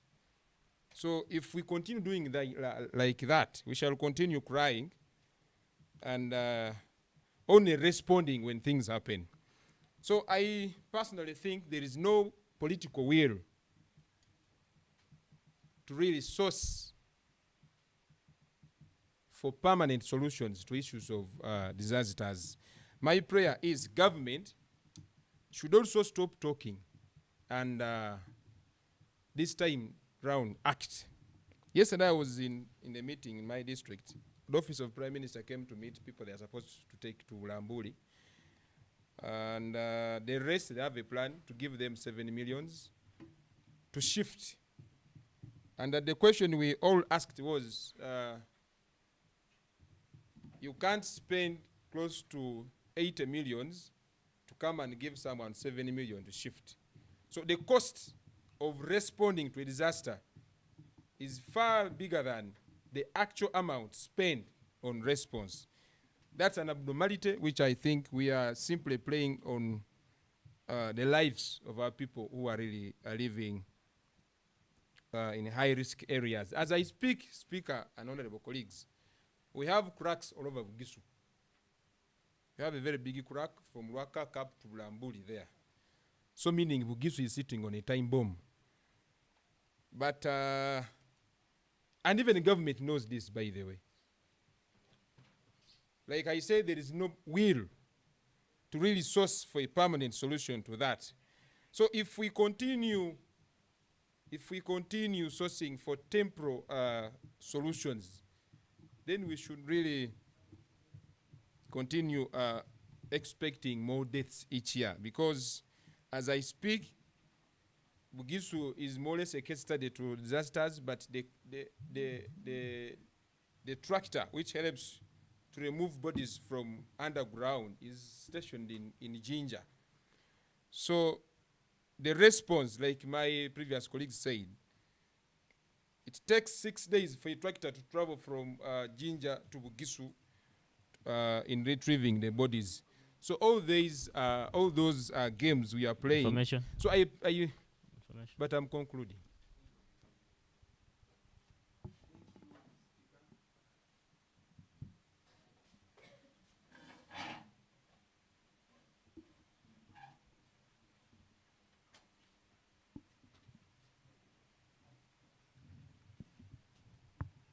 Thank you, Honorable House. I wanted to give this point of information. It's like everyone doesn't know what is going on in this country. I must tell you that this government is not here to protect Ugandans. It is here to stay in the power. It will take all it can to stay in the power as long as it is you are sabotaging its what? As long as you are bringing up something that is taking up, like we are talking about, like environment and whatever. It concerns everyone here. But when you talk about putting money in the environment, there will not work. Talk about going to ask for that thing, and it's our constitutional right to go and demand in case they have not done what? They have not implemented. So let us all know that our government is not a government that serves Ugandans. You should not forget that one. I beg to submit. Thank you. Speaker, I want to thank my colleague, but I have not really grasped his information. I think he also wanted to quisa our kake in my time, which is also right. So as I conclude, Speaker, I want to pray that the government involves young people, first in conservation and also in response. Because if we are to count people who are really affected, even in Bugisu here with the disasters, we have countless youths in those mountains who are practicing agriculture. They are actually the most hit. So we have so many young people who are left without parents due to disasters. So I pray that the government now, this time around, involves young people in response and also conservation of our lands. I beg to submit. Thank you. Because of time, I will give a chance to one more person and we move to the next motion. Yes.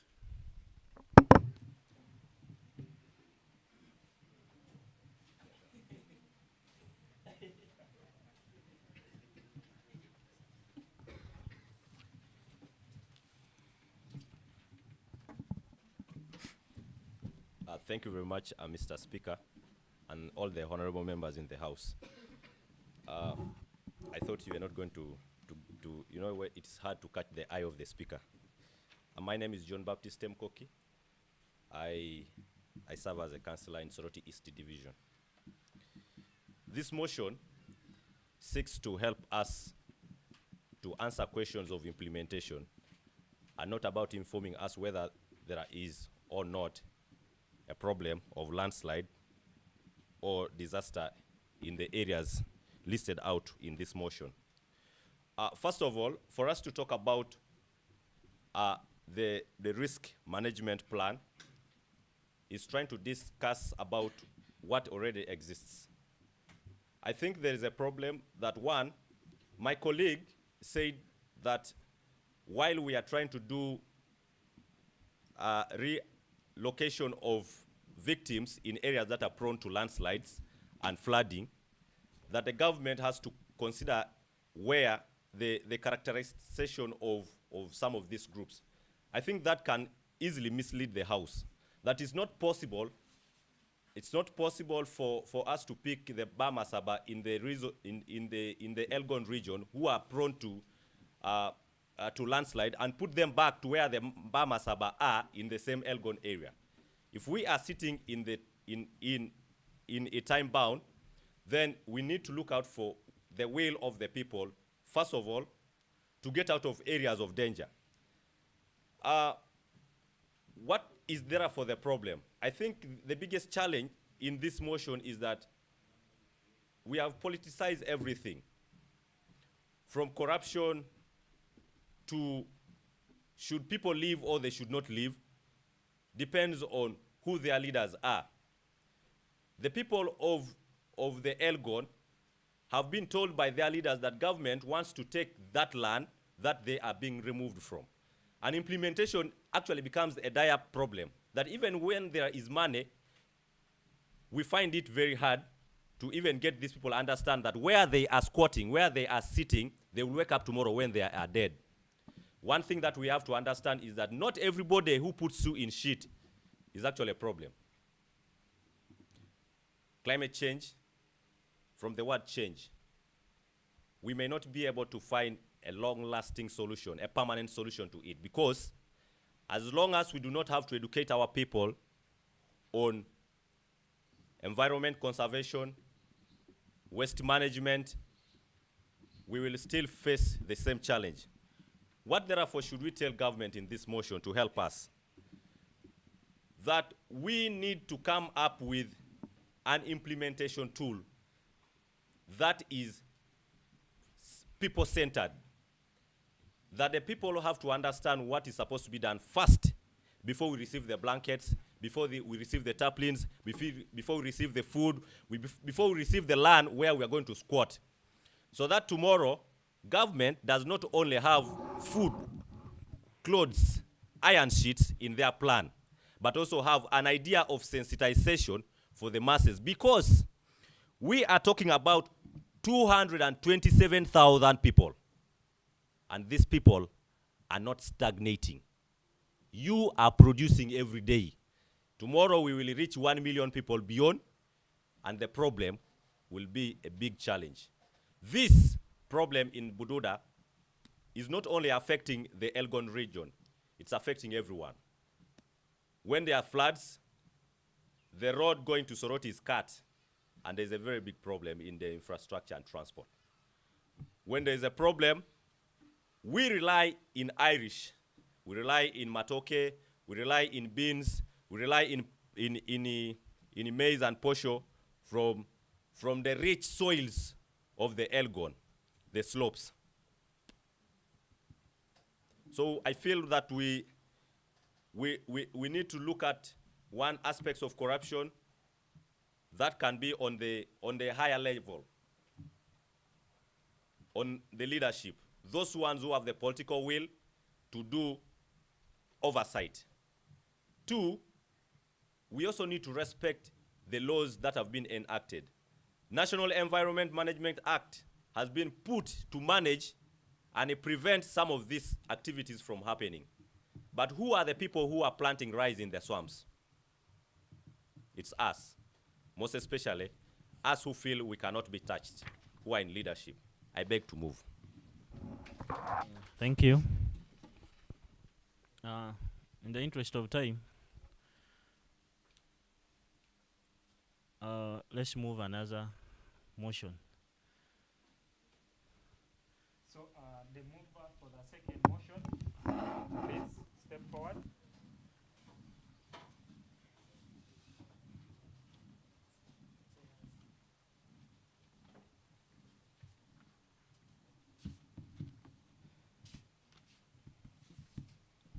Good afternoon, honorable members in the House. By names, I'm Harono Agatha. Moving on with the second motion. The second motion is about the Eastern Youth Parliament urging government to prioritize service delivery with any emphasis on education and health.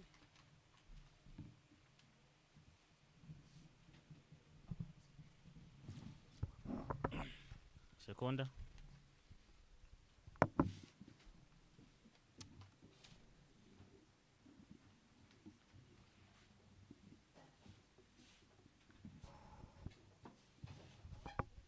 Please, when you come here, you tell us your name for better records. Thank you. Good afternoon, members. By the names, I'm called the Honorable Mayor Sin from Industrial State Division. I hereby second the motion. Thank you.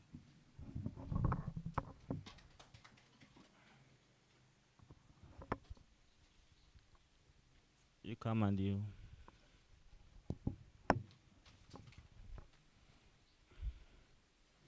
Let's first have the move of the motion come and justify.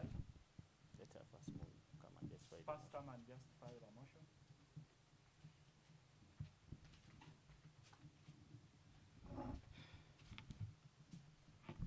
I will beg to proceed. The government of Uganda is mandated to mobilize resources to finance the budget as to achieve improved service delivery, stimulate economic activities and development. Service delivery is a mechanism used by an organization to meet the needs and aspirations of the people it is made to serve. The delivery of services in Uganda is bedrocked under decentralization policy, which guided by the Constitution. The Local Government Act, Cap 243, the decentralization policy strategy framework, the DPSF, the fiscal decentralization strategy, FDC, FDS, the local government sector, the local government strategic plan, LGSSP, the public sector management, I beg your pardon, the public sector management strategic investment plan, PSM, SIP, and the National Development Plan, NDP. The tax burden on Ugandans keep on increasing every other passing day, and one would expect better service than are meant to be facilitated by the taxes collected. Instead, Ugandans have had to grapple with poor roads, shoddy public buildings, insufficient drugs in hospitals, and very high prices of commodities because of the high cost of transporting them on poor roads. The public servants who are made to supervise road construction rarely have the time and will and will to execute their duties. Despite government effort to improve service delivery across the country, there seems to be a different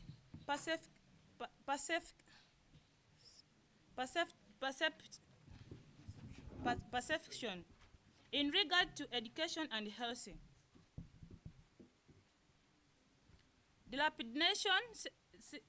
Dilapidation symbolizes most public schools and government hospitals.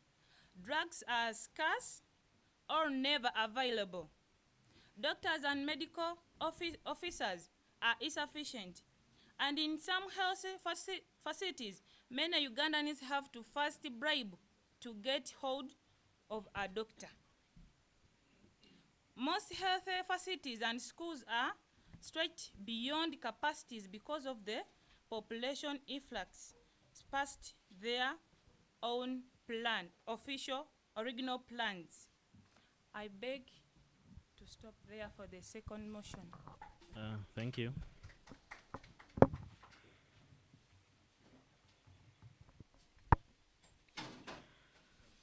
House is now open for discussions. Yes.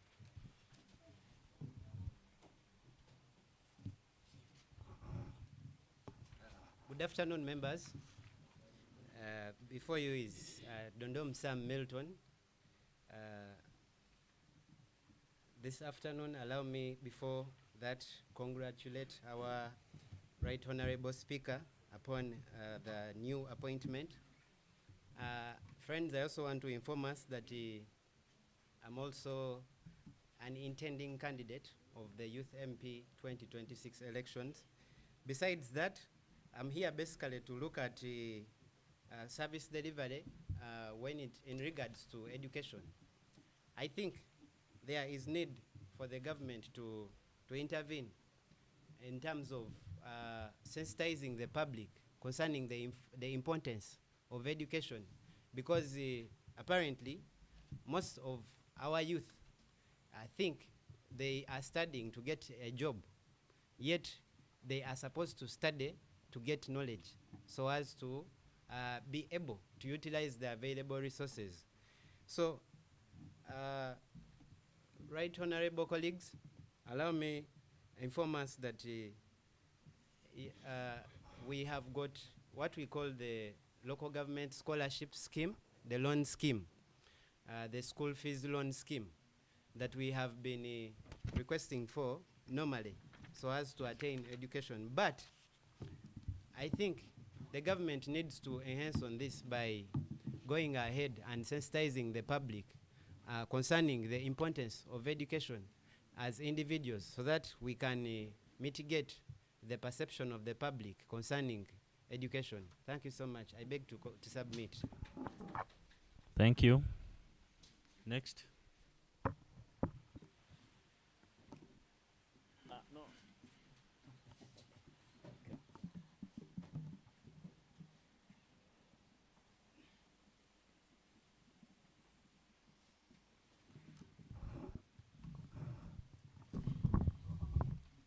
Thank you, Mr. Speaker. I'm happy you are now fully looking like a full speaker, because at the first instance, you are looking like a chief guest in a certain wedding function. My name, I'm called Namabako Bosco. Since we are in a multi-party dispensation, I feel comfortable when I mention myself where I belong. That's the National Unity Platform. The issue of education is a very important issue. All of us know why education was brought. Its purpose was to fight poverty, illiteracy, and diseases. Now, when the whites came, they introduced a formal education. They opened schools and some technical institutions. They knew government cannot employ all the people in offices. They had to build schools that can train those who can occupy offices, and they emphasized the technical institution for those of skills. But our government, for them, they only took one side. of those who can occupy offices. But they forgot the side of technical institution enhanced skills on training. That's why we're suffering with too much unemployment. Even if we have so many children who are at homes, they are not at schools. But even those ones who are educated, they afford the government to employ them. How about if we make all of them go to these schools? That's preparing those who can occupy offices. Where are they? Secondly, me myself, I don't feel happy when I see us as a country, we're having sports under education ministry. Sports should be independent and education also independent, because most of the people are looking at only education while forgetting the talent sector. Someone is in primary, you see very well he can play football, he can be a good athlete, but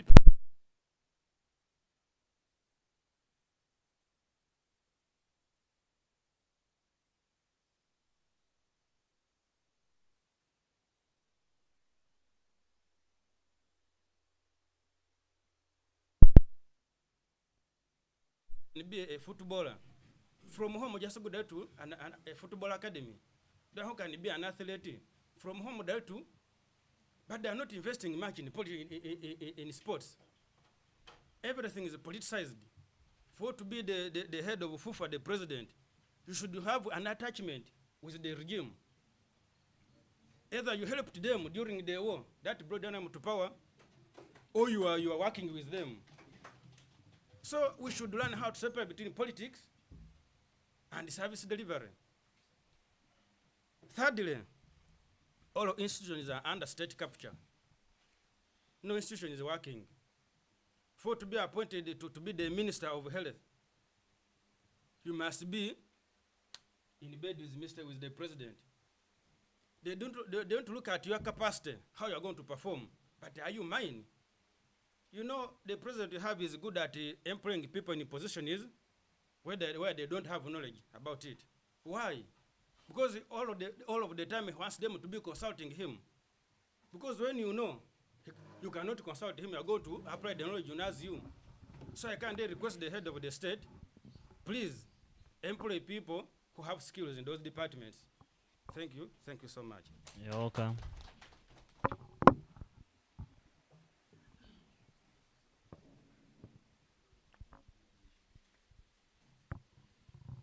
Ladies, you are not participating.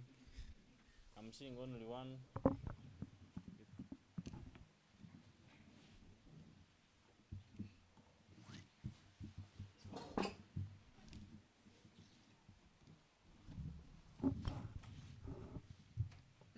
Good afternoon, honorable members in the meeting. Before I continue, I would congratulate the Speaker of Sub-National Youth Parliament. Congratulations. On the issue of school, when the government have provided the schools for the candidates. Okay. Sorry. My name is Nandudu Peace, and I'm speaking of the issue of the schools, government schools. When our government have put schools, maybe they have sent the money that they construct the schools for students to be in. I don't know where they normally put their money. You find that some schools that where the children where they're sitting, it is just horrible. Maybe when it rains, all the students get wet. So I pray that maybe when these guys, when the government has put maybe their leaders in places, they should make sure they follow. Have those guys implemented what they have told them to do, so that the students are in comfort, so so that when they're teaching, people understand, and it is just they feel at home. They feel they love their country. That's all I request. And Thank you. Mr. Navende.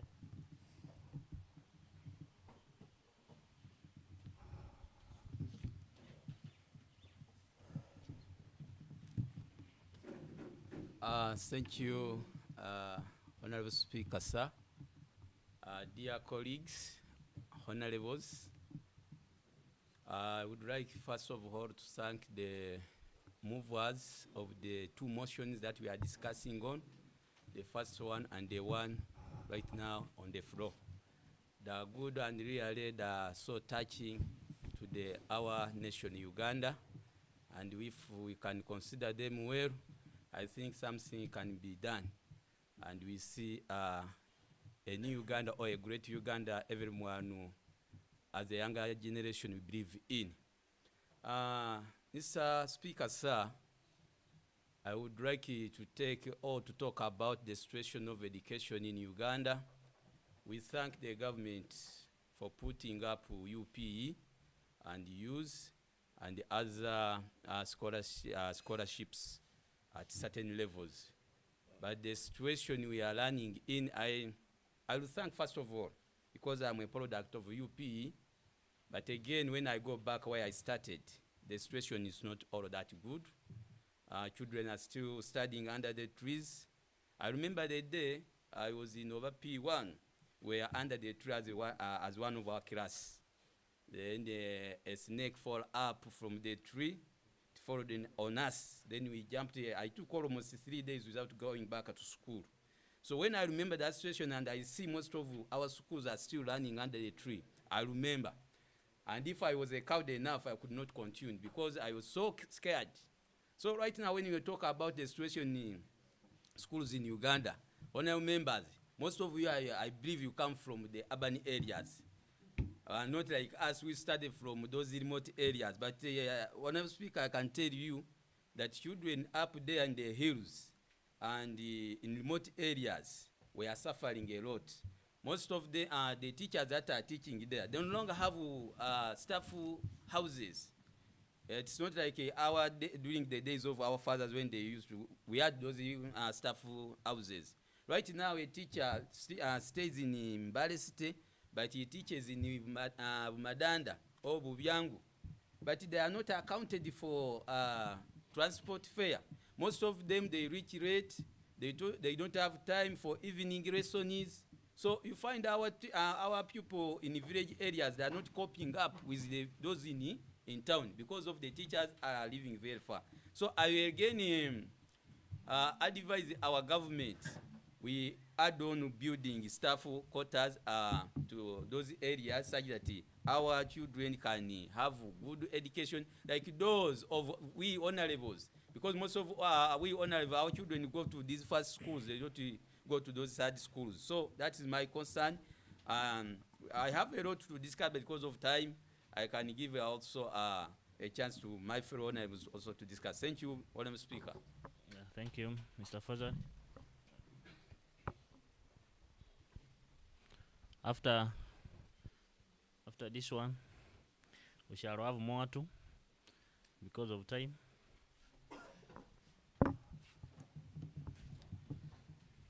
Thank you, Honorable Speaker. My dear honorable colleagues, my name is Haleke Calvin.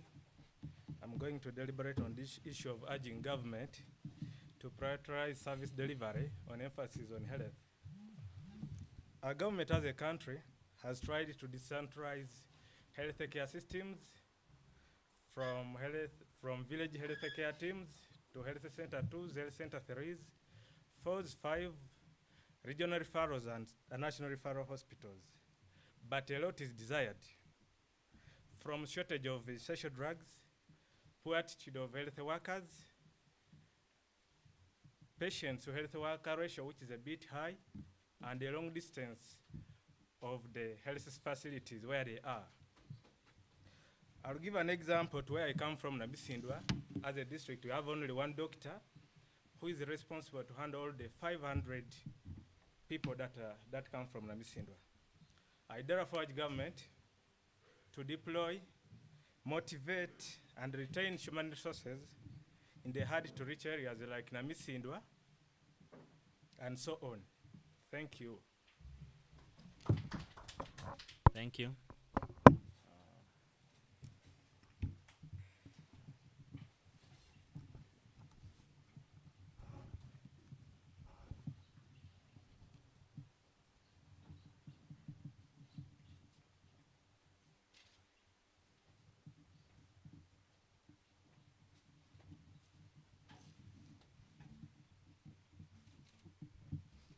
Thank you so much, Right Honorable Speaker.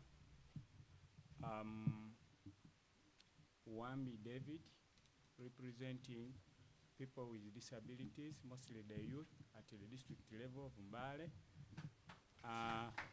Actually, for us, when you are talking of prioritizing, the government has actually tried sometimes, but it's little, like to the sector of the section of people with disabilities. Most of these young youth living with disabilities, they are left behind, they are locked inside because the schools are very, very far. And just imagine a parent who is poor cannot access, such a child cannot access education. And the schools which are near, they are for people who are well off, who can hear and are able. So for me, I would like at least for the government of the Republic of Uganda for today to hear our cries and then make sure that it does their best, like people of Namisindwa, people of Busano, Bubyangu, at least for every 2 sub-counties to locate there a special need school for this young generation.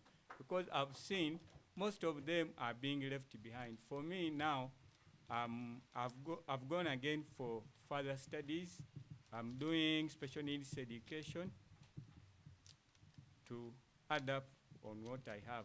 But to my brothers who are behind there, they cannot go to these schools and then pick up what they are speaking. Mostly the deaf.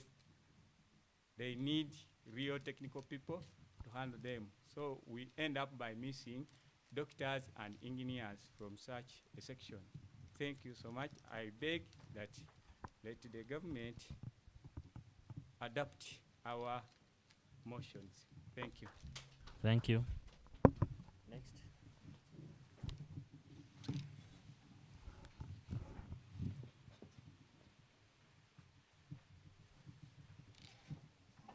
Yes, thank you, Right Honorable Speaker. I want to thank my brother representing the people of the disabled community, especially the young generation, for making it here. With regards to the motion, we are giving less attention to the issue of health. As a person who is a stakeholder and a personnel in the health sector, I want to put, as a young person, an advocate to this government through this House, Right Honorable Speaker, and through Faraja as a community, so that some of these resolutions are sold better to government to implement. Key of these issues, the need for a national health insurance policy. Reason why this addresses primary health care issues that solve easily on a lesser budget compared to the current burdens or financial burdens the ministry is facing. We have seen the issue of medical interns. We are here discussing education, but doctors are now a mockery in this country. Medical interns have to be on streets, strike. That is the quality of education we are getting, where we have human capacity that government can't absorb. We have a national planning authority with an NDP plan. But when you look at this plan, government has no clear resource for the young people when it comes to human resource capacity building, but also when it comes to the key. Because education in the current budget we are having of over 50 trillion, education and health have been characterized as human capacity development and been given almost around 18% of the budget. But when we examine this carefully, we see that this budget alone is still low because it only targets administrative costs I too am a member of the UPE primary education in Bududa, but key of the challenges is that the idea was good, but when you live away from solving primary core issues of having a program that equips the mind and equips the hands, and you prioritize a program for the purposes of political weaponage, that a program exists to justify we have an education system, but it doesn't have intentions to produce credible Ugandans that can be marketed across Uganda or be involved in nation building. It becomes demanding. So I beg through this House, Honorable Speaker, that priority be given to key issues like a national health insurance plan for the health sector, which also addresses our brothers with disabilities. I also have a request that our education sector is reviewed to be made more practical. We see government coming up with skilling hubs, even one here in Mbale, but these hubs are targeting political weaponage that the NRM youth benefiting to a certain extent that they take 9.6 billion shillings in taking coffee. This all calls for our vigilance as youth to pick key interest when addressing some of these issues. I beg to submit. Thank you. Thank you. Thank you, Honorable.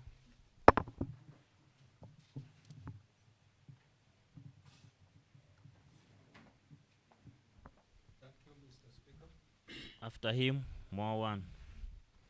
By the names of Mkwedwe Puhula Ahmed bin Sulaiman Hawa, I would like to take this opportunity to talk about transport and hospitals.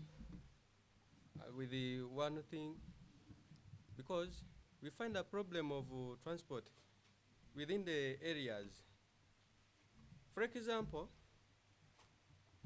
when I'm moving back home, I find a problem of moving with our road. Our government can promise that in this year, we are going to construct the road. Yes? Yes, information.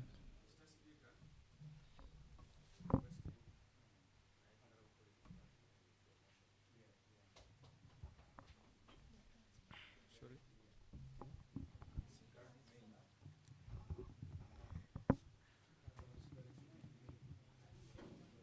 Information. Sure. Not really.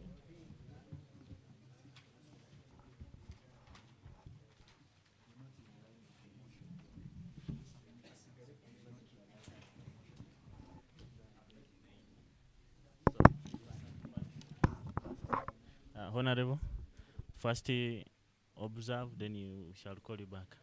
Next.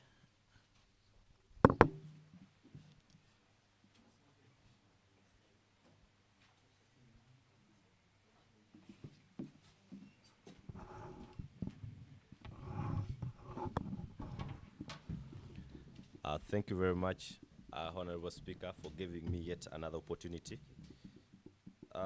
My other colleagues have given a highlight on why we need a better health system, why we need a better education system.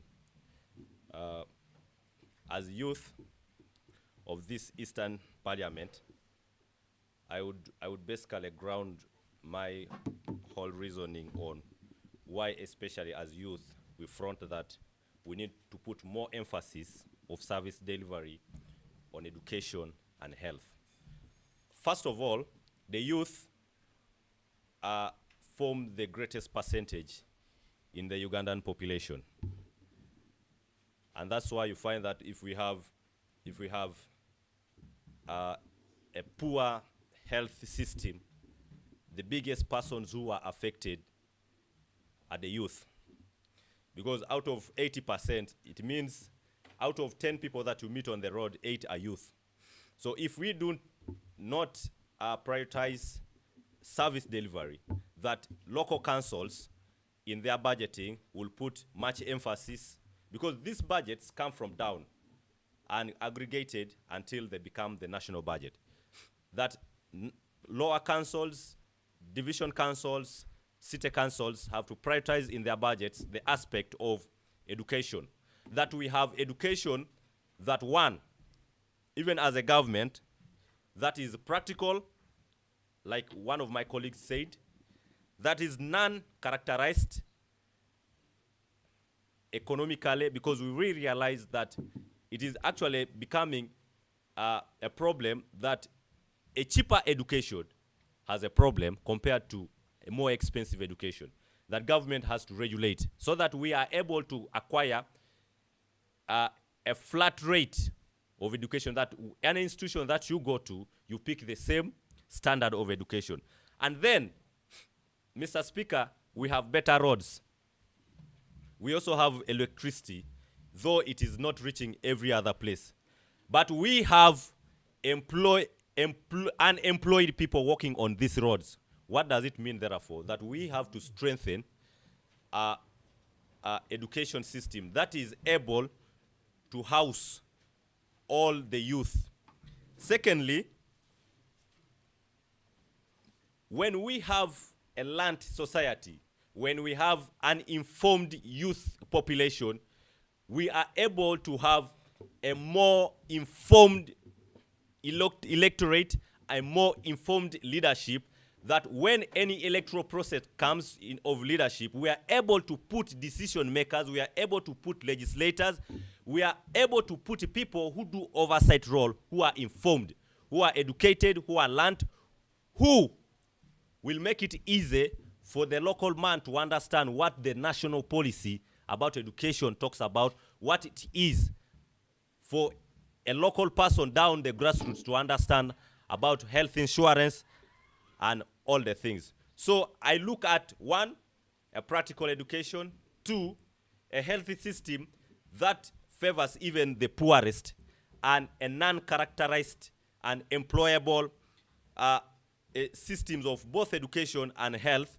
for the local person, for the common man who cannot even afford 2 meals in a day. I beg to move. Thank you very much. Thank you. More one. Should be a woman, a lady. Gender balance.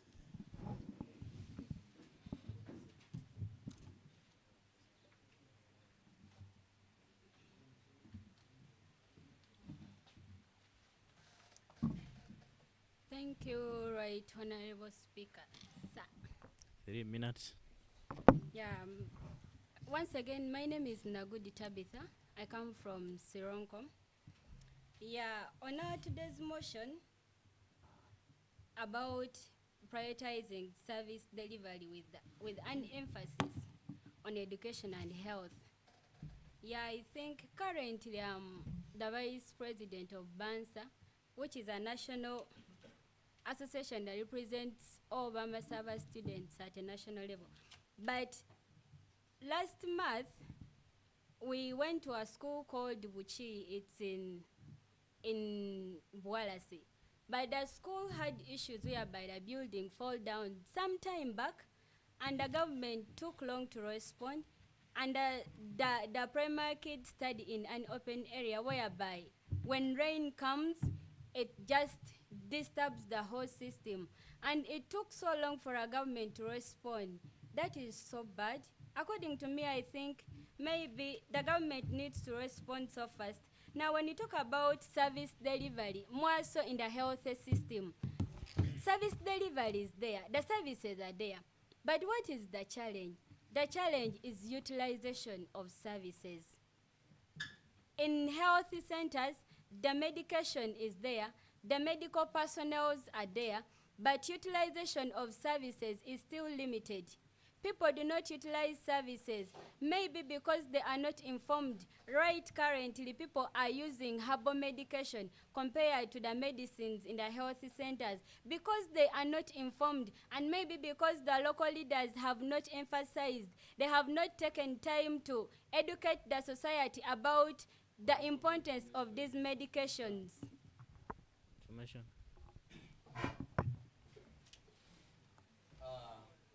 Thank you, Mr. Speaker. The information towards the discussant honorable on floor saying that the medication is, the service is there. I want to tell you, Honorable Speaker, that I'm one of the victims who have been in these health centers of our government or public hospitals. But the challenge which is there, first of all, you don't know where to start.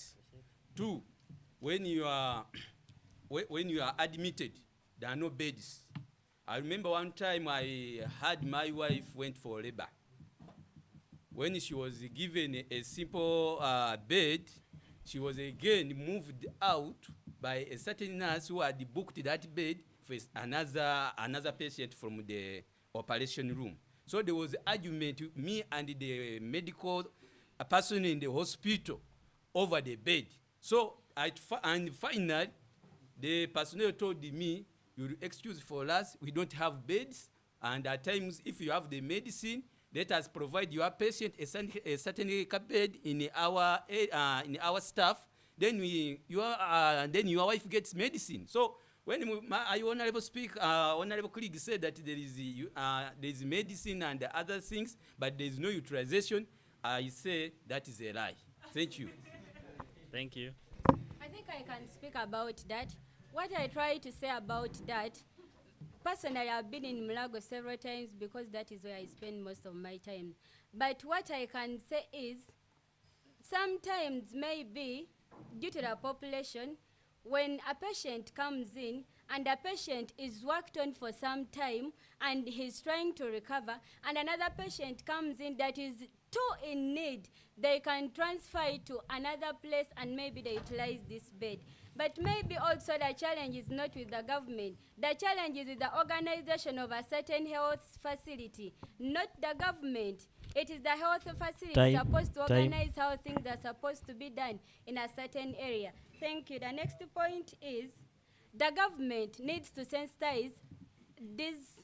In the education system, the government needs to sensitize while at a lower level, because we realize that us who are now here adults, we know what to do about education, but the younger generation does not know what to do. They are just there to go to school and study, but they don't know what next.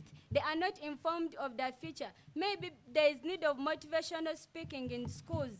There is need of healthy education in these schools, that they are equipped of the importance of education. That is when we shall get the best out of everything. Thank you.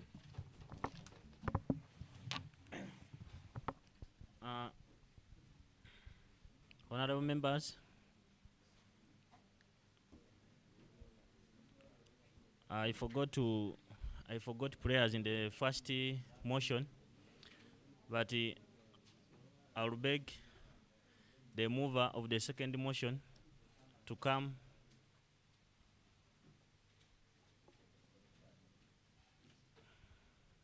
Order.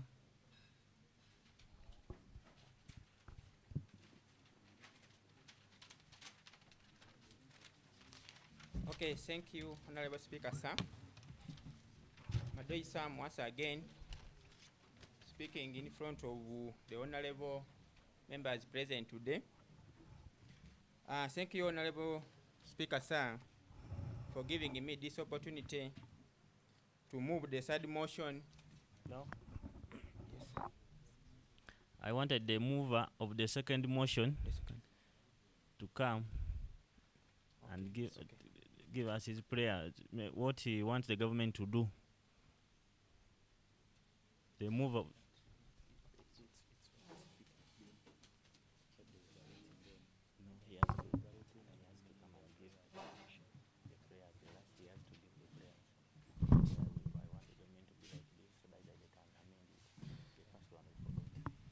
Thank you, Honorable Speaker. I really have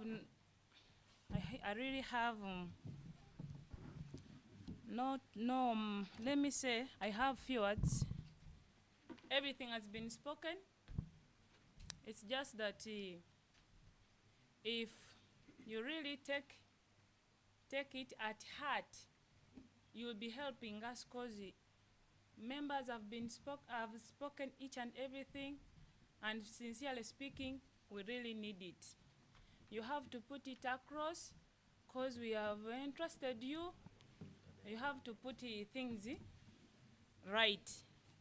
Me, according to education and health, members from rural areas, you know what is going on. You really know what is happening. We really need a change That's why we have come under a youth parliament. And we really think and we really hope that it will be in place because things are not moving right. Our sisters talked about the health facilities being in position, but maybe at her place. Yeah. Sincerely speaking, the health facilities should be put in place. I beg to move out. Thank you. Thank you.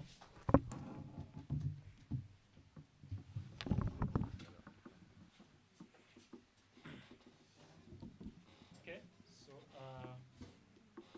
we can now have the mover for the third motion. The mover for the third motion, please.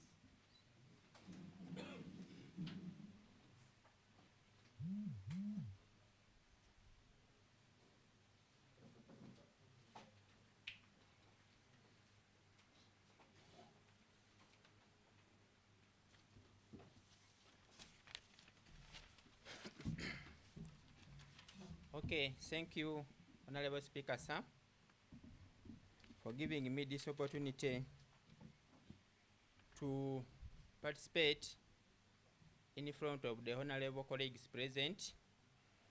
As I earlier introduced myself, I'm called Honorable Madoi Sam from Sironko.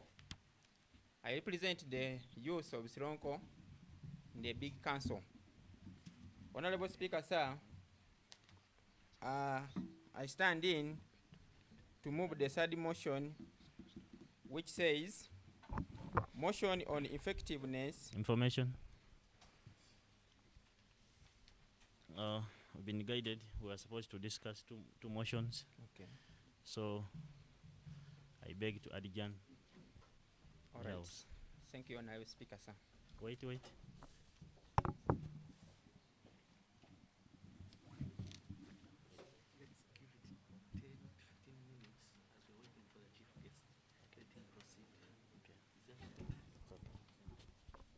Okay.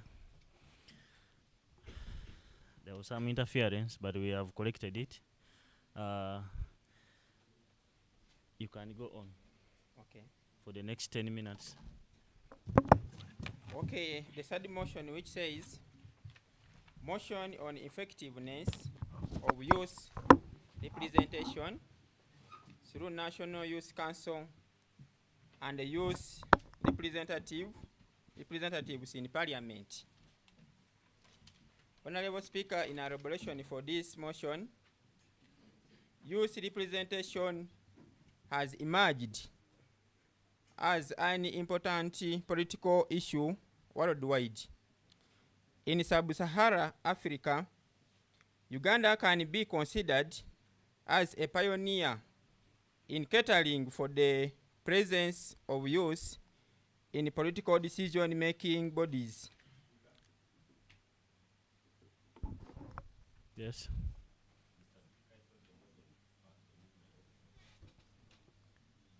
Okay.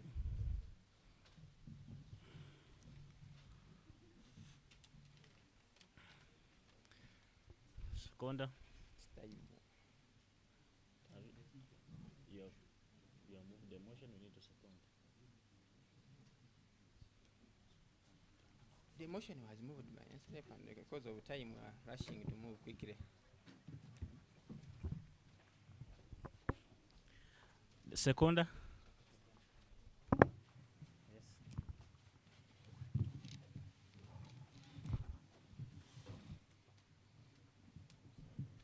Thank you, sir. Mr. Speaker, for giving this opportunity.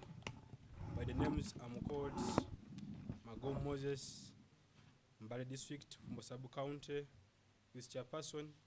I'm here to second the motion. Thank you.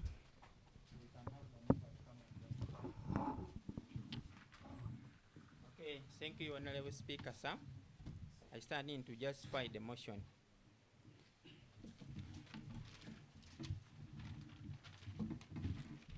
Youth representation has emerged as an important political issue worldwide. In sub-Saharan Africa, Uganda can be considered as a pioneer in catering for the presence of youth in political decision-making bodies. Yet, while increased youth representation in democratic context is encouraged and applauded, policies aimed at youth inclusion in autocratic regimes are always criticized as serving the purpose of cooptation and control. Uganda has for decades been a world pioneer in providing formal structures that cater for the special interests and the needs of the youth population.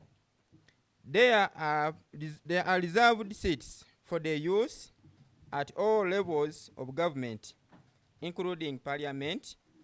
There is a National Youth Council, and all the political parties have a youth section. This comprehensive structure for youth representation brings thousands of young citizens into policies from a younger age. Still, these channels for youth participation and representation have remained hierarchical and are influenced with the patronage. The law establishing National Youth Council was enacted by Parliament in 1993 by the NRM government on the conviction that younger people needed a body to promote unity among them and to give them a platform for participation in national development. The Council has legal and institutional frameworks. It is also mandated to organize younger people to participate in and contribute to the national development project. The Council leadership starts from the village up to the national level, which implies that the elected youth leaders make binding decisions on behalf of youth in their elected constituencies. While many youth representatives are likely to have benefited politically by participation in the structures, there are several factors that prevent youth agency to flow from these organizations, with youth saying that those elected to represent them turn to represent their own selfish interest, like positioning themselves for next position is once they leave the youth spaces. After the reading of the financial year 2023-2024 national budget, it was noted that the budget for the National Youth Council had been cut by 80% from 4 billion to 800 million. This has prompted public debate on the relevance of the National Youth Council and other youth structures. Thanks, Honorable Speaker, sir. Thank you. The motion is open for discussions.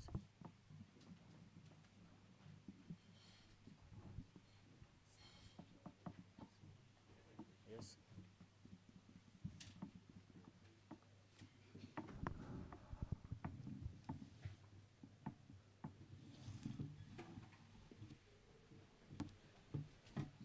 Thank you, Mr. Speaker, again for this wonderful moment. As with the honorable colleagues, I'm Namabako Bosco. The issue is why youth are not participating in national politics. One, all of us know that the politics of Uganda has been commercialized. That's the biggest problem. Here, I'm sure no one is capable of financing his campaigns. Secondly, before you qualify to contest, I'm not constitutionally, but as an individual, before you qualify to contest as an MP, one must have a home. How many of us here has homes? I'm sure 80% of us cannot own homes. We are still planning when to construct, then when to contest for those positions, maybe MP. MP Zake France went to parliament when he was 24 years. Point of order, information, Honourable Speaker. Yes, please.